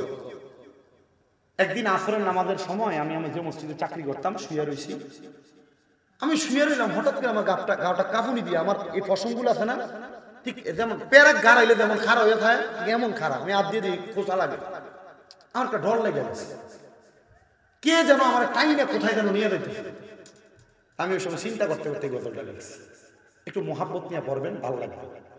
আমার জায়গা হবে নি, আমার মরা লাশের জায়গা, মসজিদের পাশে আমার, মসজিদের পাশে আমার কবর দিও, কইরা আমার জায়গা হবে নি, আমার জায়গা হবে নি, আমার মরা লাশের জায়গা, মসজিদের পাশে আমার, মসজিদের কবর দিও, কইরা আমার জায়গা হবে নি। এলাকাবাসী আমি তোমরা ছেলে সন্তান কয়দিনের লাগিয়া, মরার পরে সবাই আমায় যাবে রে বলিয়া, কষ্ট হইল 3.5 হাত, কষ্ট হইল 3.5 হাত, মাটি দিও, কইরা আমার জায়গা হবে নি, আমার জায়গা হবে নি, আমার মরা লাশের জায়গা, মসজিদের পাশে আমার কবর দিও, কইরা আমার জায়গা হবে নি। জগৎবাসী আমি যেদিন যাব মারা দুনিয়া ছাড়িয়া, রঙিন জামা কাপড় সবই নিবারে খুলিয়া, সাদা কাপড় আমায়, সাদা কাপড় রামাই দিও রে পড়াইয়া, আমার জায়গা হবে নি, আমার জায়গা হবে নি, আমার মরা লাশের জায়গা, মসজিদের পাশে আমার কবর দিও, কইরা আমার জায়গা হবে নি। জগৎবাসী রে আমি যেদিন যাব মারা দুনিয়া ছাড়িয়া, ভাই বন্ধু আত্মীয় স্বজন যাবে রে ভুলিয়া, তোমরার দুয়ার মাঝে শরীক রাখিও করিয়া, আমার জায়গা হবে নি, আমার জায়গা হবে নি, আমার মরা লাশের জায়গা, মসজিদের পাশে আমার কবর দিও, কইরা আমার জায়গা হবে নি। মুসলমান রে, এ যুবকের দল, এ দাড়ি পাকা বয়স্ক বাবারা, হে আমার পর্দার অন্তরালের মা বোনেরা, একটু মনোযোগ দিয়া বয়ানটা শোনো। আল্লাহর নবী কয় শিরিক না করলে আমি আল্লাহর প্রশংসা হয়। 2 নাম্বার, কেউ যদি আমি আল্লাহরে পাওয়ার জন্য সেজদার মধ্যে মাথাটা অবনত কইরা দেয়, ওই বান্দা সবচাইতে বেশি আমি আল্লাহর প্রশংসা করে। আর ওই বান্দা 3 নাম্বার আমি আল্লাহর বেশি প্রশংসা করে, যেই বান্দা সকাল সন্ধ্যা সুযোগ পাইলে আমি আল্লাহর কোরআনটা তেলাওয়াত করে। এ আমার দাড়ি পাকা মুরব্বি বাবারা, যুবক নওজোয়ান বাবারা, ছোট্ট ছোট্ট মাসুম বাচ্চারা, পর্দার অন্তরালের মধ্যে আছো আমার মা বোনেরা, তোমরা কোরআন তেলাওয়াত করো না, পড়াশোনা করো, মাপ চাই গো মা, মাপ চাই রে মুরব্বি বাবারা, যুবক নওজোয়ান ভাইরা। কেমনে আল্লাহ তাআলার কোরআন তেলাওয়াত থেকে তুমি মাহরাম হইলা? কেমনে আল্লাহ তাআলার কোরআন তেলাওয়াত তুমি করো না? আমি মাঝে মাঝে দেখি আমার মসজিদের অনেক মুসল্লিরা রমজান মাস আসলে আল্লাহর কোরআনটা খুলা খুলা চোখের পানি ফালায়া কান্দে। আমি জিগাইলাম ও আমার দাদা, ও আব্বা জান, আপনারা কেন কোরআন শরীফের দিকে কান্দেন? ওনারা কয়, দাদা জানি আল্লাহর কোরআন আমি পড়তাম পারি না। আল্লাহর কোরআন যদি পড়তে পারতাম, এক খতমের কারণে রমজান মাসে 70 খতমের সওয়াব পাইতাম। এ বান্দা, আমি তো আল্লাহর কোরআন পড়তে পারি না। এ মুরব্বী বাবারা, যুবক নওজোয়ান ভাইরা, চিন্তা করেন না, আল্লাহর কোরআন বুকে দুইরা দুইরা যখন কান্দে, আমি কইলাম, দাদা কান্না কইরেন না, কান্না কইরেন না। কেন রে, কেন এমন কথা বললা? কান্না করতাম না। বলে, দাদা কান্না করেন না এই কারণে, আপনি যেহেতু কোরআন পড়তে পারেন না, আপনি আল্লাহর কোরআনের দিকে তাকিয়ে তাকিয়ে থাকবেন, আপনার আমলনামার মধ্যে সওয়াব হবে। এই কথা আমার না, এই কথা আমার রাহমাতুল লিল আলামিন নবীর কথা। নবীজি শুধু এই কথা বললেন না, নবী যখন বলছে কোরআনের দিকে তাকাইলেও সওয়াব হবে, এমন টাইমে নবীর যুদ্ধের মধ্যে আহত হওয়া একজন সাহাবী হাতটা তুলছে, ফিদা কাবি ওয়া উম্মি ইয়া রাসূলুল্লাহ, আমার মা বাবা আপনার কদমের মধ্যে কুরবান হোক ইয়া রাসূলুল্লাহ। নবী গো, আমি তো দুইটা চোখ দিয়া দেখি না, আমিও কি আল্লাহ তাআলার কোরআন না দেখতে সওয়াব পাবো কেমনে? আমার নবী কয়, শোনো, আল্লাহ তাআলার কোরআন যদি না দেখো, আল্লাহ তাআলার কোরআনের মুহাব্বত, আল্লাহ তাআলার কোরআনের ভালোবাসা অন্তরে ধারণ করবা, দেখবা তোমার সিনাটা কোরআনের নূর দ্বারা ভরপুর হয়ে গেছে। আমার আল্লাহ তাআলা মরার পরে তোমার জান্নাত দান করে দিয়েছে, আমার আল্লাহ তাআলা মরার পরে তোমার নাজাত দিয়া দিয়েছে। এ বন্ধু শুনো রে, শুনো, তোমাদের কাছে আমি আবদার জানিয়ে দেই, যদি সুযোগ পাও আল্লাহ তাআলার কোরআনটা বেশি বেশি তেলাওয়াত করবা। এ বাবা, আল্লাহর কোরআন তেলাওয়াতের বরকতে আমার আল্লাহ তাআলা অসংখ্য পরিমাণ বরকত দান করেন, অসংখ্য পরিমাণ নিয়ামত দান করেন, অসংখ্য পরিমাণ আল্লাহ তাআলা ফজিলত দান করেন। শোনো, বলকের একজন আল্লাহর ওলি হযরত আব্দুল্লাহ মারুফ বলখি রাহমাতুল্লাহ আলাইহি, উনি বলতেছেন, আমার এলাকার মধ্যে অনেক মানুষ বসবাস করে, আমি বলকের আলেম হওয়ার কারণে এলাকার সব মানুষরা আমারে মানত, আমারে গ্রহণ করত।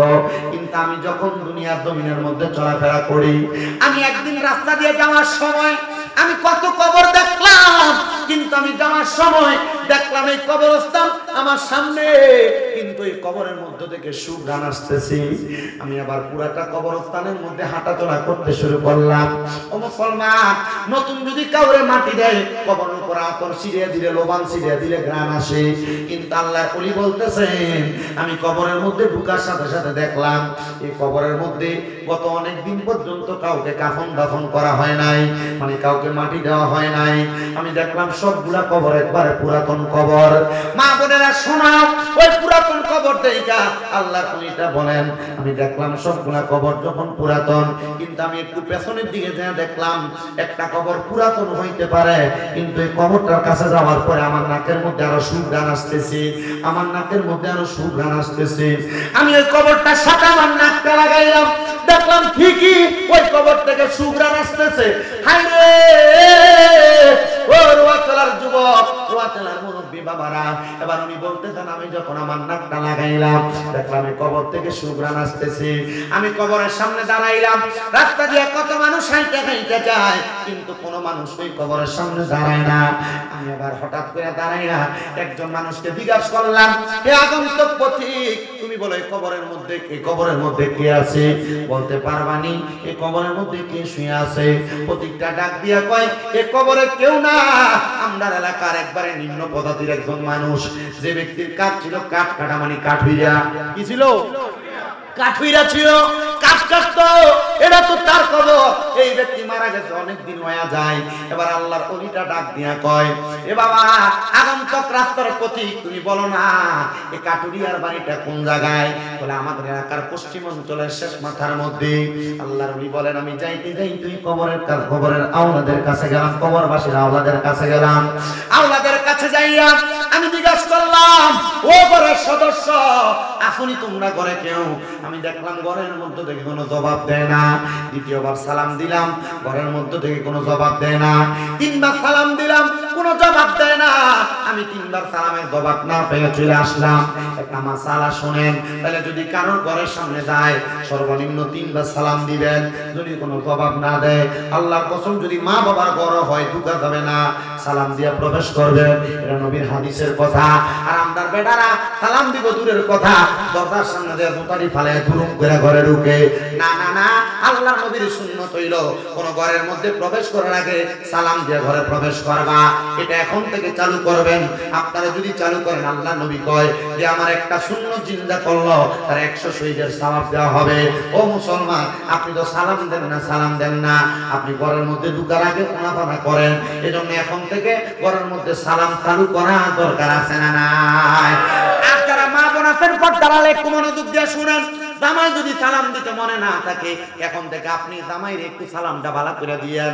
ঘরের মধ্যে ঢুকলে আসসালামু আলাইকুম, আর আমরা বেরিয়ে সালাম দিব দূরের কথা, আইতে না আইতে কানের মধ্যে cash cash cash cash cash শুরু করে দেয়। কানের মধ্যে শাশুড়ির নামে পেট লাগানি শুরু করে, কে তার লোকে কি করলো এগুলা বলা শুরু করে, নন্দের নামে বিচার দেওয়া শুরু করে। তো জামাই ঘরে আইলে মাথাটা গরম হয়ে যায়, তখন ফিট বেড়ে গুরুম করে একটা কিক চালায়। না না না মা, যদি ঘরের মধ্যে শান্তি চান, আপনারা আগে আপনার স্ত্রীরা যারা আছেন আপনারা স্বামীকে সালাম দিবেন। দেখবেন আপনি যখন সালাম দিবেন, আপনার স্বামী আপনারা সালাম দিব, তখন আর আপনারা হুমুকে জি গালি দিত না। তখন আপনারা সুন্দর নামে নামে ডাকবো, যেমন ভাবে আমার নবীর স্ত্রীর ডাকতো হুমায়রা লাল সুন্দরী কইয়া। জবানটা খুইলা ধরে ধরে কর সুবহানাল্লাহ। আমি আমার মা বোনদেরকে একটু ওয়াজ করে দিয়ে গেলাম, আপনারা এখন থেকে কাজ করবেন। জামাই যদি সালাম দিতে বললে টাকা, আপনারা জামাইদের সালাম দিবেন। সন্তানরা মারে সালাম দিবা, বাপরে সালাম দিবা।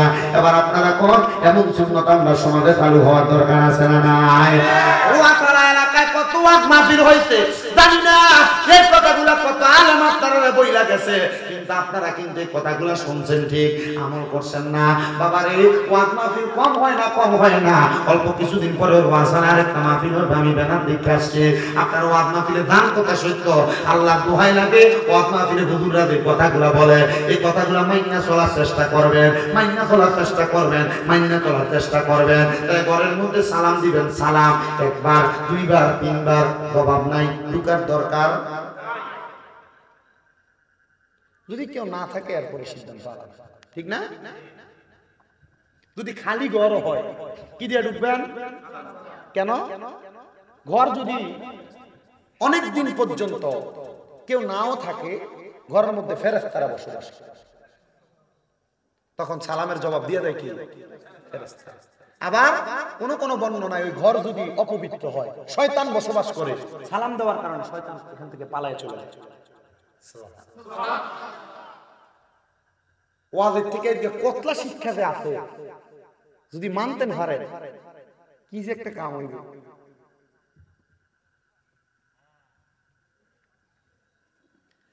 শোনেন বাবাজিরা, বন্ধুরা, আল্লাহর নিকয় সালাম দিলাম কয়বার, কোনো জবাব নাই। আমি ফিরে গেলাম, যখন আমি সালাম দিলাম জবাব নাই, ফিরে যাওয়ার পরে অল্প কিছুক্ষণ পরে মহিলাদের কণ্ঠে জবাব দেয় ওয়ালাইকুমুস সালাম। আমি আর দাঁড়াইলাম না, রাগান্বিত হয়ে গেছে। 3 বার সালাম দিলাম, জবাব দিলেন না, এখন পিছন দিয়ে সালামের জবাব দেন। আল্লাহর ওলি বলে 3 বার সালামের জবাব যখন পাইলাম না, 4র্থবার জবাব পাইলাম, 3য়বারের পরে যখন ফিরে চলে আসি জবাব যখন পাইলাম, এবার আমি জবাবটা পাইয়া হঠাৎ করে ওই পিছনের দিকে আর ফিরলাম না। মহিলা কই হুজুর জানি রাগান্বিত হইছেন, হুজুর আপনি যখন আমারে প্রথম সালাম দিতেন, আমি 2য় রাকাত নামাজের সাজদা থেকে উঠছি, হুজুর আপনি যখন আমারে 2য়বার সালাম দিতেন, আমি তাশাহুদ করে শেষ করছি, 3য়বার সালাম দিতেন, আমি মাত্র দুরূদ ইব্রাহিম পড়ছি, দোয়া মাসুরা পড়ে সালামটা ফিরাইয়া আপনার সালামের জবাব দিতে আমার লেট হয়ে গেছে। হুজুর কই সারতে ভালো মানুষেরা তো ধরা, নামাজি মানুষ, নামাজ পড়তে দেরি হইছে, লাগে সালাম দিতে জবাব দিতে দেরি হইছে। ওই মহিলা কয় হুজুর এই জন্য দেরি হইছে। আল্লাহর ওলি কয় মা ঠিক আছে, তাহলে আপনার দিকে আমি তাকাইলাম না। তাহলে বোঝাইলে এই জায়গার মধ্যে পর্দার একটা খেলা আছে না নাই? বেরিয়া বেড়াইতে সামনে যে চইলা যাও, ও বেড়া মানুষ, মহিলাদের বীরের মধ্যে যে চইলা যান, বেরিয়াইতের মাঝে যে বইয়া বইয়া কথা কম, এটা কি আপনি ছাড়বেন না? না যদি ছাড়েন, তাহলে আপনি জিনা করার কাতারে উঠবেন, জিনা করার কাতারে উঠবেন। জিনাকুরের কাতারে উঠবেন, জিনাকুরের কাতারে উঠবেন। বাবা এই কথাটা যেন শেষ করে যায়, একটু মনে রাখবেন কথাটা। বেড়াইতে বেড়াইতে সামনে আইতে সাবধান, নাহলে জিনাকুরের কাতারে উঠবো। এই কথাটা আমি আমার ওয়াজের শেষ দিকে বলতেছি। কেন? এবার আল্লাহর ওলি পিছনের দিকে ফিরে না, পিছনের দিকে না ফিরা ডাক দিয়ে কইও মা এটা কি ওই কাঠুরিয়ার ঘর যে ইন্তেকাল করছে? মহিলা কয় হুজুর হ্যাঁ ঠিক আছে, এটা ওই কাঠুরিয়ার ঘর। আল্লাহর ওলি ডাক দিয়ে কয় মা আপনার স্বামীর এমন কোন আমল আছে যে আমলের কারণে আল্লাহ তাআলা আপনার স্বামীর কবরকে সুগন্ধিময় বানায়া দেয়? কবর যে সুগন্ধিময় জিগাই তো আছে, আপনার জামাই কি আমল আছে যে আমলের কারণে আল্লাহ কবরের সুগন্ধিময় বানাই দিব? মহিলা ডাক দিয়া আমার জামাই তো কোন আমল আছে না, এটা মূর্খ বেড়া কাট কাটতো। আপনারা যারা কোন কোরআন পড়তাম পারি না কয়ে পড়েন না, নামাজ পড়তাম পারি না কয়ে পড়েন না, শুননালন কাঠুরিয়ার কথাটা। ওই মহিলা আমার জামাই একজন মূর্খ। তবে আমার স্বামীর একটা ভালো গুণ ছিল, আমার স্বামীর গুণটা হইল আমার স্বামী যখন কাঠ কাইটা সন্ধ্যাবেলা আসতো, আসার সময় কিছু আটা নিয়ে আসতো, কিছু চাউল নিয়ে আসতো। আমি তখন আমার স্বামীর জন্য খাবার বানাইতাম। খাবার বানাইতে আমার যে সময়টা লাগতো, আমার স্বামী গোসল কইরা উযু বানাইয়া নামাজের মুসল্লাটা বিছাইয়া আমার জামাই কোরআন শরীফটা খুইলা কানতো। কি করত? কান্ত। হুজুর কান্না করত। একদিন, দুই দিন, তিন দিন আমি আমার জামাইরে দিকে এলাম, হে স্বামী আপনারা তো কোনোদিন আওয়াজ দিয়ে কোরআন শরীফ পড়তে দেখি না, আপনারা দেখি শুধু কান্দেন, কারণ কি? মহিলার স্বামীটা নাকি ওই সময় চোখের পানিটা বাড়াইয়া দিছে।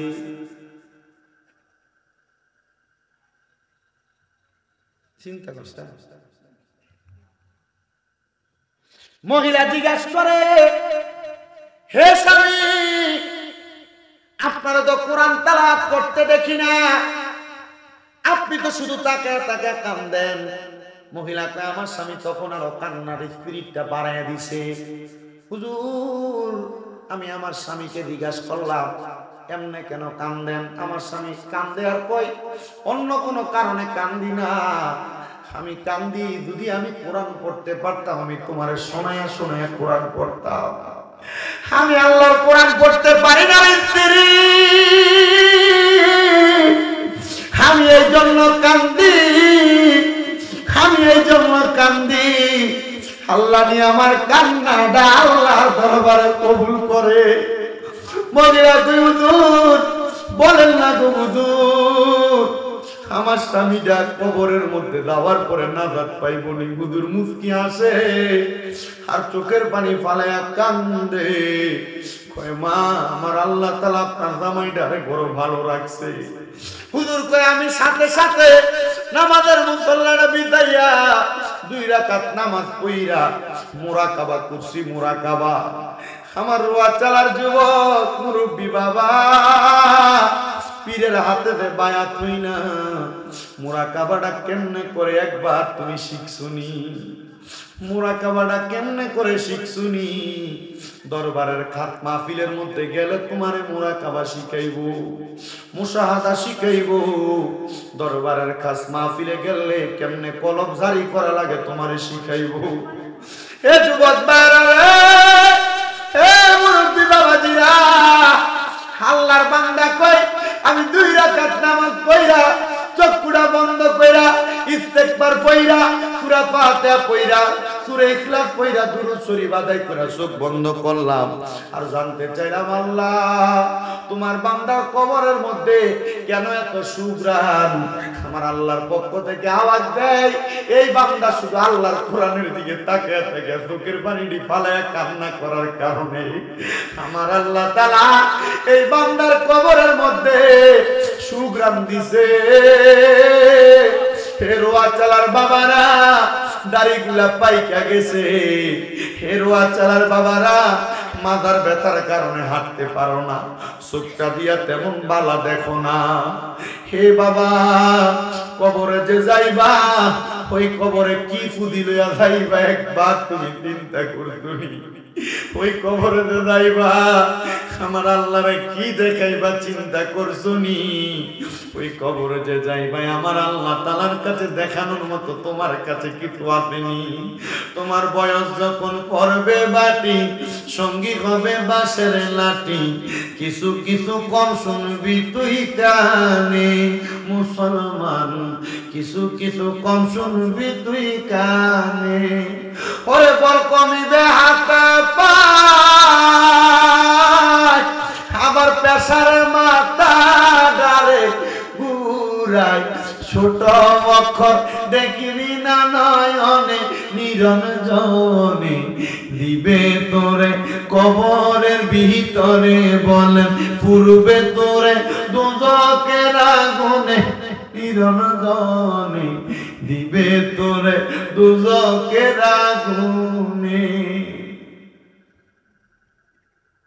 ওরে গায়ের জোরে বললে কথা নবীর প্রাণে লাগে ব্যথা চিরদিন তুই থাকবি না ভুবনে কন্যা চিরদিন তুই থাকবি না ভুবনে নিরঞ্জনে দিবে তোরে দোজখের আগুনে বলেন দিবে তোরে দোজখ গুনে নিরঞ্জনে পূর্বে তোরে দোজখের আমার বয়স্ক বাবা যুবক বাবারা ও আমার পর্দার অন্তরালের মা বোনেরা কদমে হাত দিয়া বইলা যায় ওই মুরুক্ষ কাটুরিয়া যদি আল্লাহর কোরআনের সাথে সম্পর্ক রাখার কারণে আমার আল্লাহ তাআলা মুরুক্ষ কাটুরিয়ার কবরটার মধ্যে সুগানের ব্যবস্থা আমার আল্লাহ চাইলে তোমরা এমন নিয়ামত দান করতে পারে সাবধান হয়ে যাও সতর্ক হয়ে যাও আমার দাড়ি পাকা বুড়ো বুড়ো বাবারা আপনারা যারা মহিলাদের সামনে বেপরদা ভাবে চুইলা যান আপনারা মনে করেন বেরিয়ে শুধু পর্দা করব নারীরা শুধু পর্দা করব না না না পুরুষেরও পর্দা আছে আপনি পুরুষ মানুষ গেঞ্জি ছাড়া রাস্তায় হাঁটেন আপনি মনে করতেছেন শুধু আপনার নাভি থেকে পায়ের নিচ পর্যন্ত টাকনুর উপর পর্যন্ত কাপড় থাকলে চলে আপনি যে আপনার বুকটা দেখে দেখে রাস্তায় হাঁটেন এটার জন্য তো আপনি আল্লাহর কাছে জবাব দেওয়া লাগবে না না না আপনারা কি শিক্ষা দেয় নাই প্রয়োজনে নিচে সাথে একটা জামা পরবে মানে হাঁটু এবং গোড়ালির উপর পর্যন্ত একটা পাঞ্জাবি পরবেন আপনি একটা সুন্দর লম্বা জামা পরবে কিন্তু আপনি না এগুলা না কইরা ছোট হাতা কাটা গেঞ্জিতে যুবক মানুষ তোমরা গায়ে দাও তোমরা নরমাল ভাবে ঘুরে বেড়াও এগুলার কারণে কিন্তু আল্লাহর কাছে তুমি পুরুষের পর্দার ব্যাপারে জবাব দেওয়া লাগবে এজন্য আপনারা যারা বেপরদা চলেন পুরুষ মানুষেরা আপনারা সাবধান হইবেন বুক দেখে দেখে চুইলেন না আপনাদের জন্য আপনাদের জ্ঞান শক্তি কমে যাবে হায়াতের মধ্যে দুর্বলতা আসবে জ্ঞান শক্তি কমে যাবে যদি পারেন সব সময় মাথার মধ্যে একটা টুপি রাখার চেষ্টা করবেন আল্লাহ তাআলার অসংখ্য পরিমাণ রহমত আপনার মাথার উপরে পড়তে থাকবে ও বন্ধুরে আপনার মাথার মধ্যে যদি টুপি থাকে রাতে অ্যাক্সিডেন্ট করে মারা যান টুপিটা দেখে কত বুঝবো আপনি একটা মুসলমান কারণ হিন্দুরাও তো এখন স্টেপ করে দাঁড়িয়ে রাখে এরা মাথায় টুপি নাই এরা মরলে মানুষ এটা মুসলমান না হিন্দু বুঝবে না এজন্য মাথার মধ্যে নবীর সুন্নাত টুপিটা রাখেন আর বেরিয়ে সামনে যাইতে সাবধান আপনারা হয়তো মনে করেন মহিলাদের সাথে অবৈধভাবে মেলামেশা করলে আপনার আমলনামার মধ্যে জিনার গুনাহ হবে না না না শুধু মেলামেশা করলে জিনা হয় না মহিলাদের দিকে আপনি যদি আপনার চোখ দিয়ে তাকায়া থাকেন আল্লাহর নবী কয় চোখের জিনার গুনাহ হয় চোখ দিয়ে বেরিয়ে দিকে তাকাইলে আমলনামার মধ্যে আপনার জিনার গুনাহ হবে আপনি যদি আপনার পাও দিয়া কোন মহিলাকে দেখার জন্য হাইটা হাইটা যায় ছেলেরা যারা স্কুলের সামনে কলেজের সামনে দাঁড়িয়ে থাকে এরার পায়ের জিনার গুনাহ হয় পায়ের জিনার গুনাহ হয় আপনারা যারা নারীদের ব্যাপারটা নারীদের কানের কথা আমার শুনতে চান আপনাদের কানের জিনা হয় কানের জিনা আপনাদের কানের জিনা হয় কানের জিনা তারা মহিলাদের সঙ্গে মুখ দিয়ে কথা বলে আপনাদের মুখের জিনা হয় মুখের জিনা এজন্য দেখবেন বড় বড় আল্লাহর ওলিরা বেশি কথা কয় না অল্প কথা ইশারা ইঙ্গিতে বোঝায় দেয় বেশি কথা বললে এমন আমার মধ্যে গুনাহ বেশি হয় এজন্য আল্লাহর নবী কয় মান সমাতা না যা যে সুখ থাকে সে মুক্তি পায় আপনারা সুখ থাকবেন দূরের কথা চা দোকানে গেলে চায়ের মধ্যে চুমুক দেন একটা 10টা মানুষের নামে গীবত কয় চায়ের মধ্যে চুমুক দেয় একটা মানুষের নামে পর ভাবে গীবত করতে থাকে আবার মুখে সিগারেটের টান দেয় মানুষের নামে গীবত করে আপনারা কোন এমন কোন একটা মৌলবী কোন একটা বুড়া মেরা এলাকাত নাইও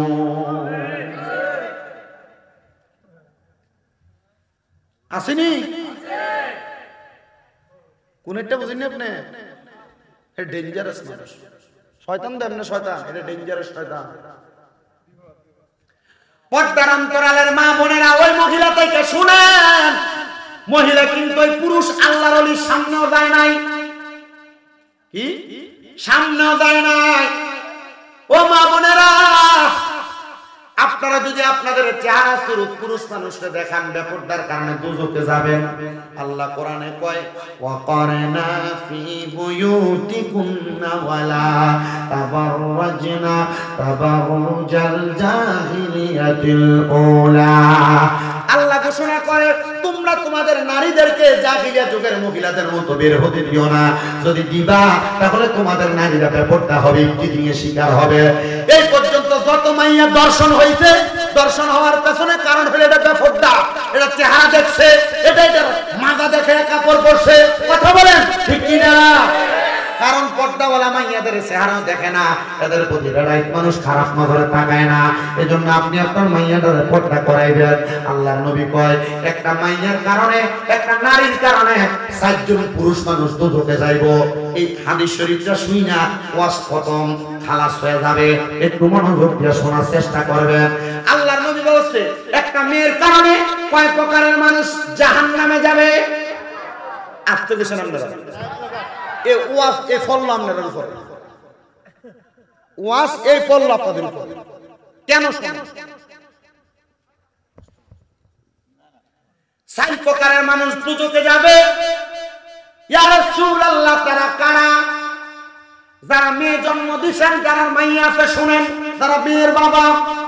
নবী আমার কয়, ওই বাবা যদি তার মাইয়ারে পর্দা না করায়, ওই মাইয়া বেপর্দা চলাফেরা করার কারণে আমার আল্লাহ তাআলা ওই মাইয়াটারে, বাবাটারে দুজকে দিব।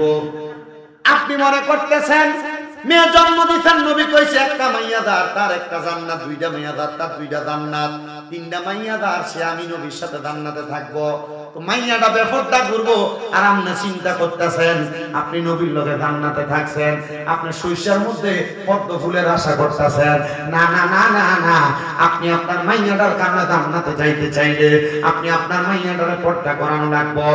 স্কুলে পড়ার অসুবিধা নাই, মাইয়াটারে বোরকা পরে পাঠান, বাজারে পাঠাইবেন, অসুবিধা নাই, আপনি আপনার মাইয়াটারে বোরকা পরে পাঠাইবেন। ও বাবারা শোনেন, বাবারা, এবার যারা মেয়ের ভাই আছেন, আপনাদের যাদের যাদের বোন আছে, আপনাদের বোনেরা যদি বেপরদা ভাবে চলাফেরা করে, তাহলে ওই ভাইটা বোন বেপরদা চলার কারণে দুজকে যাবে। এবার আপনারা আপনাদের বোনদেরকে পর্দা করাইবেন। এবার যারা বিবাহ করছেন, যারা যারা বউ আছে, মনে হয় না পোলাপন ছাড়া এখানে বেশি মানুষ আছে, আবিয়াতা মানুষ। আল্লাহর নবী কয়, যদি কোনো পুরুষ মানুষ তার স্ত্রীরে পর্দা না করায়, তাহলে তার জাহান্নামে যাওয়ার জন্য কারণ হবে তার স্ত্রী। কেন রে, কেন আপনার স্ত্রীটারে পর্দা করান না? আমার বুঝে আসে না, আমার বুঝে আসে না।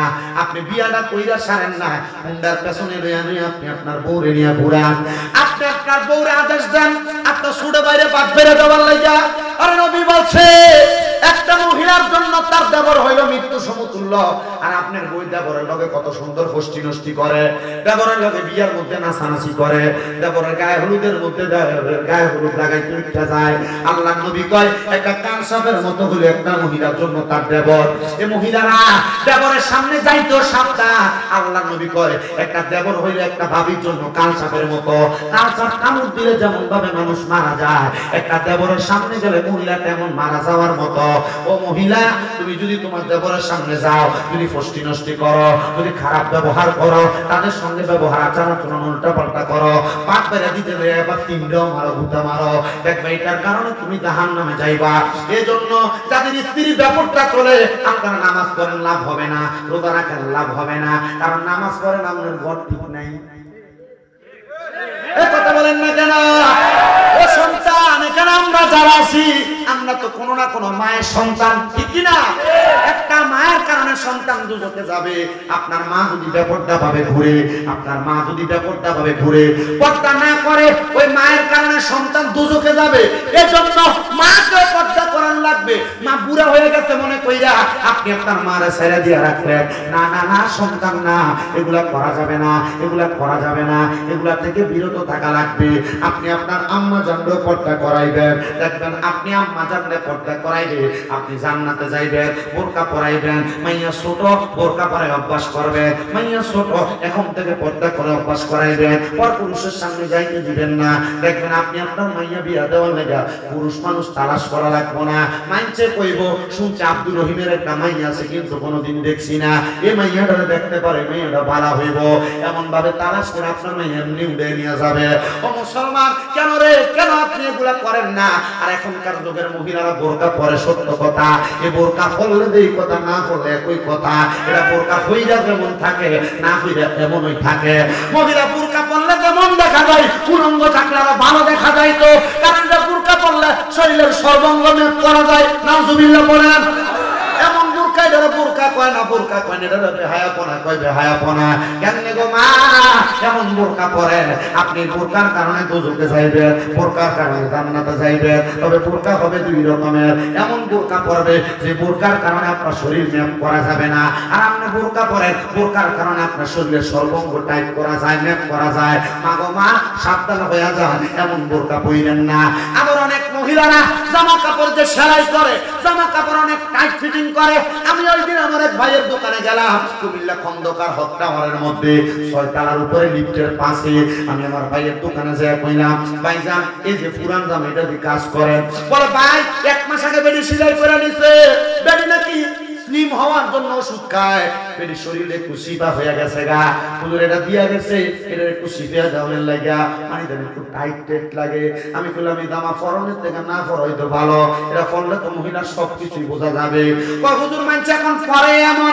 আমি কইলাম কেন, কেন মহিলারা বেহায়াপনা কইরা এমন টাইট ফিটিং জামা কাপড় কইরা তাদের শরীরকে প্রদর্শন করায়? আল্লাহ নবী কয়, আমি নবী যখন মেরাজের মধ্যে গেলাম, আমি দেখলাম এক প্রকারের মহিলা যাদেরকে চুলের মুঠির মধ্যে লটকায়া আগুনের মধ্যে গ্রিলের মধ্যে গ্রিল খান না, এদেরকে সেট দেওয়া হচ্ছে। ইয়া রাসূলুল্লাহ, তারা কারা? আল্লাহর নবী কয় এরা হলো 3 প্রকার মহিলা। এক প্রকার মহিলা হইল যারা পোশাক পরে উলঙ্গ, পোশাক পরে কাপড় পরছে ফেট দেখা যায়, কাপড় পরছে একবারে পাতলা, পুরো শরীর দেখা যায়। নবীজি বলছে কাপড় পরে উলঙ্গ। এটার ভিতরে আবার অনেক পুরুষও পরে, অনেক ফলা ফ্যান, সিরা ফ্যান পরে, সিরা পরে না, হাফ প্যান্ট পরে, হাফ প্যান্ট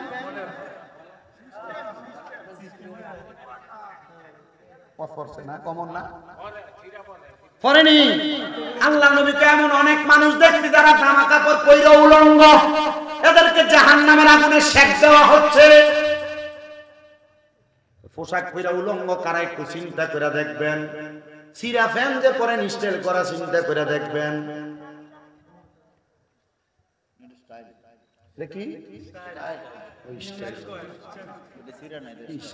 আমার মনে আছে আমি ক্লাস 3-তে পড়ি, আমার চাচা কইছিল আর্মি সেট দিচ্ছে। আর্মি সেট কি আমি আর বুঝি না, ঘুরে ঘুরাতে কত লাগে এটা আমি বুঝি। তো দোকানদারে বেশি কিতা কাটতাম, আমি বেশি সামনে তেমনি ভালো লাগে না কাজ। তো বেটা আমার সাইডে দিয়ে চুলটির একটু কাটটা এমনি একটু বড় রাখছে, আমার এমনি মুখটা করে ধুইয়া ওই যে কাশর, হ্যাঁ শুই কাশর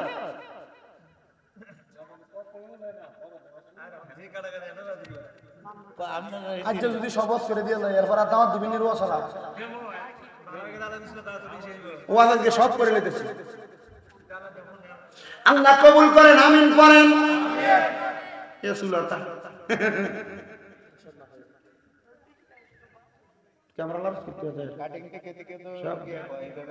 ঠিক আছে ঠিক আছে এটা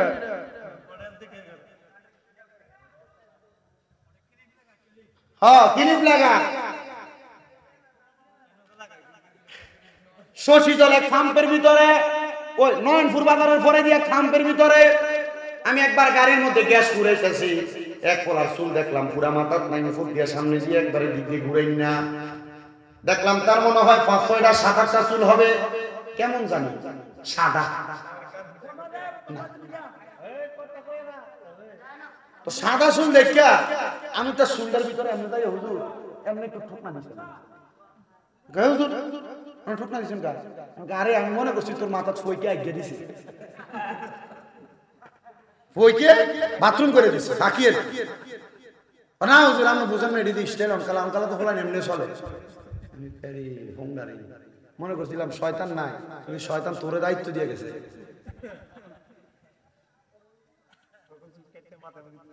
এগুলা করা যাবে? মোটামুটি মানুষ সবাই আইছে, খিচুড়ি খাওয়ার মানুষ হয়ে গেছে। আল্লাহ কবুল করে জোরে কোনা আমিন। তো নবী বলছে জাহান্নামের মধ্যে একটা মহিলা দেখছি, যে মহিলার চুলের মধ্যে দিয়ে আগুনে সেক দেওয়া হইতেছে। তাহলে এক প্রকার মহিলা হইল তারা পোশাক পরে উলঙ্গ, পোশাক পরে উলঙ্গ। দুই প্রকার ওই মহিলা যাদের মাথার চুলগুলা ওটার কুজের মতো, চুড়ি আছে না গরুর চুড়ি, ওটার চুড়িটা অনেক পোষা না, ওই মহিলাকে দেখছি যে মহিলা মাথার চুলগুলা উটের কুজের মতো। দেখবেন কপাল হইছে জায়গায় চুলের এমন বাংলা কোফা বাঁধছে, মাথার চুলের উপরে দিগুইটা এভাবে কুজের মতো ছুরির মতো বাইর হয়ে রয়েছে। আপনার মাই এমনে বান্ধে, আপনার বউ এমনে বান্ধে, আপনার ভূতের বউ এমনে বান্ধে। আপনি আজকে থেকে চিন্তা করতেছেন অনেকে ঘুমাও আমার মাই যদি এমনি বান্ধে, সুন্দরই লাগে দেখতে। আল্লাহ নবী কই মহিলারা জাহান্নামের আগুন দিয়ে সেক দিব। তৃতীয় প্রকার আরেকটা মহিলা দেখছি, যে মহিলারা তারা ফুতের অভিশাপ দেয়। ফুতে যদি কোনো উল্টা পাল্টা কাম করে আল্লাহর গজব ফরজ শুরু করে হয়নি। নবী কই মহিলা, যে মহিলা স্বামীকে গজব দেয়, লানত প্রদান করে। স্বামী যদি একটু উল্টা পাল্টা চলাফেরা করো তবে একটু লরসর হয়ে যায়, স্বামীরে কয় দেখছো নি মোলামের প্রতি কি করছে, এমন কথা ব্যবহার করে। আল্লাহ নবী কই ওই মহিলাদেরকে আমি দুজনকে দেখছি। এই জন্য আমি আমার মাদের কাছে বলবো, মা এখন থেকে আপনারা বড় সাবধান হয়ে যান। জাহান্নামী হওয়ার চাইতে আপনারা যে কাজগুলো করলে ভালো হবে। আমি স্বামী দাদা আজকে আপনাদেরকে সেই কাজগুলোর কথা বলে দিয়ে গেলাম। আল্লাহ যেন আমাদের সবাইকে এগুলো মাইনা চলার তৌফিক দান করে, জোরে বলেন আমিন।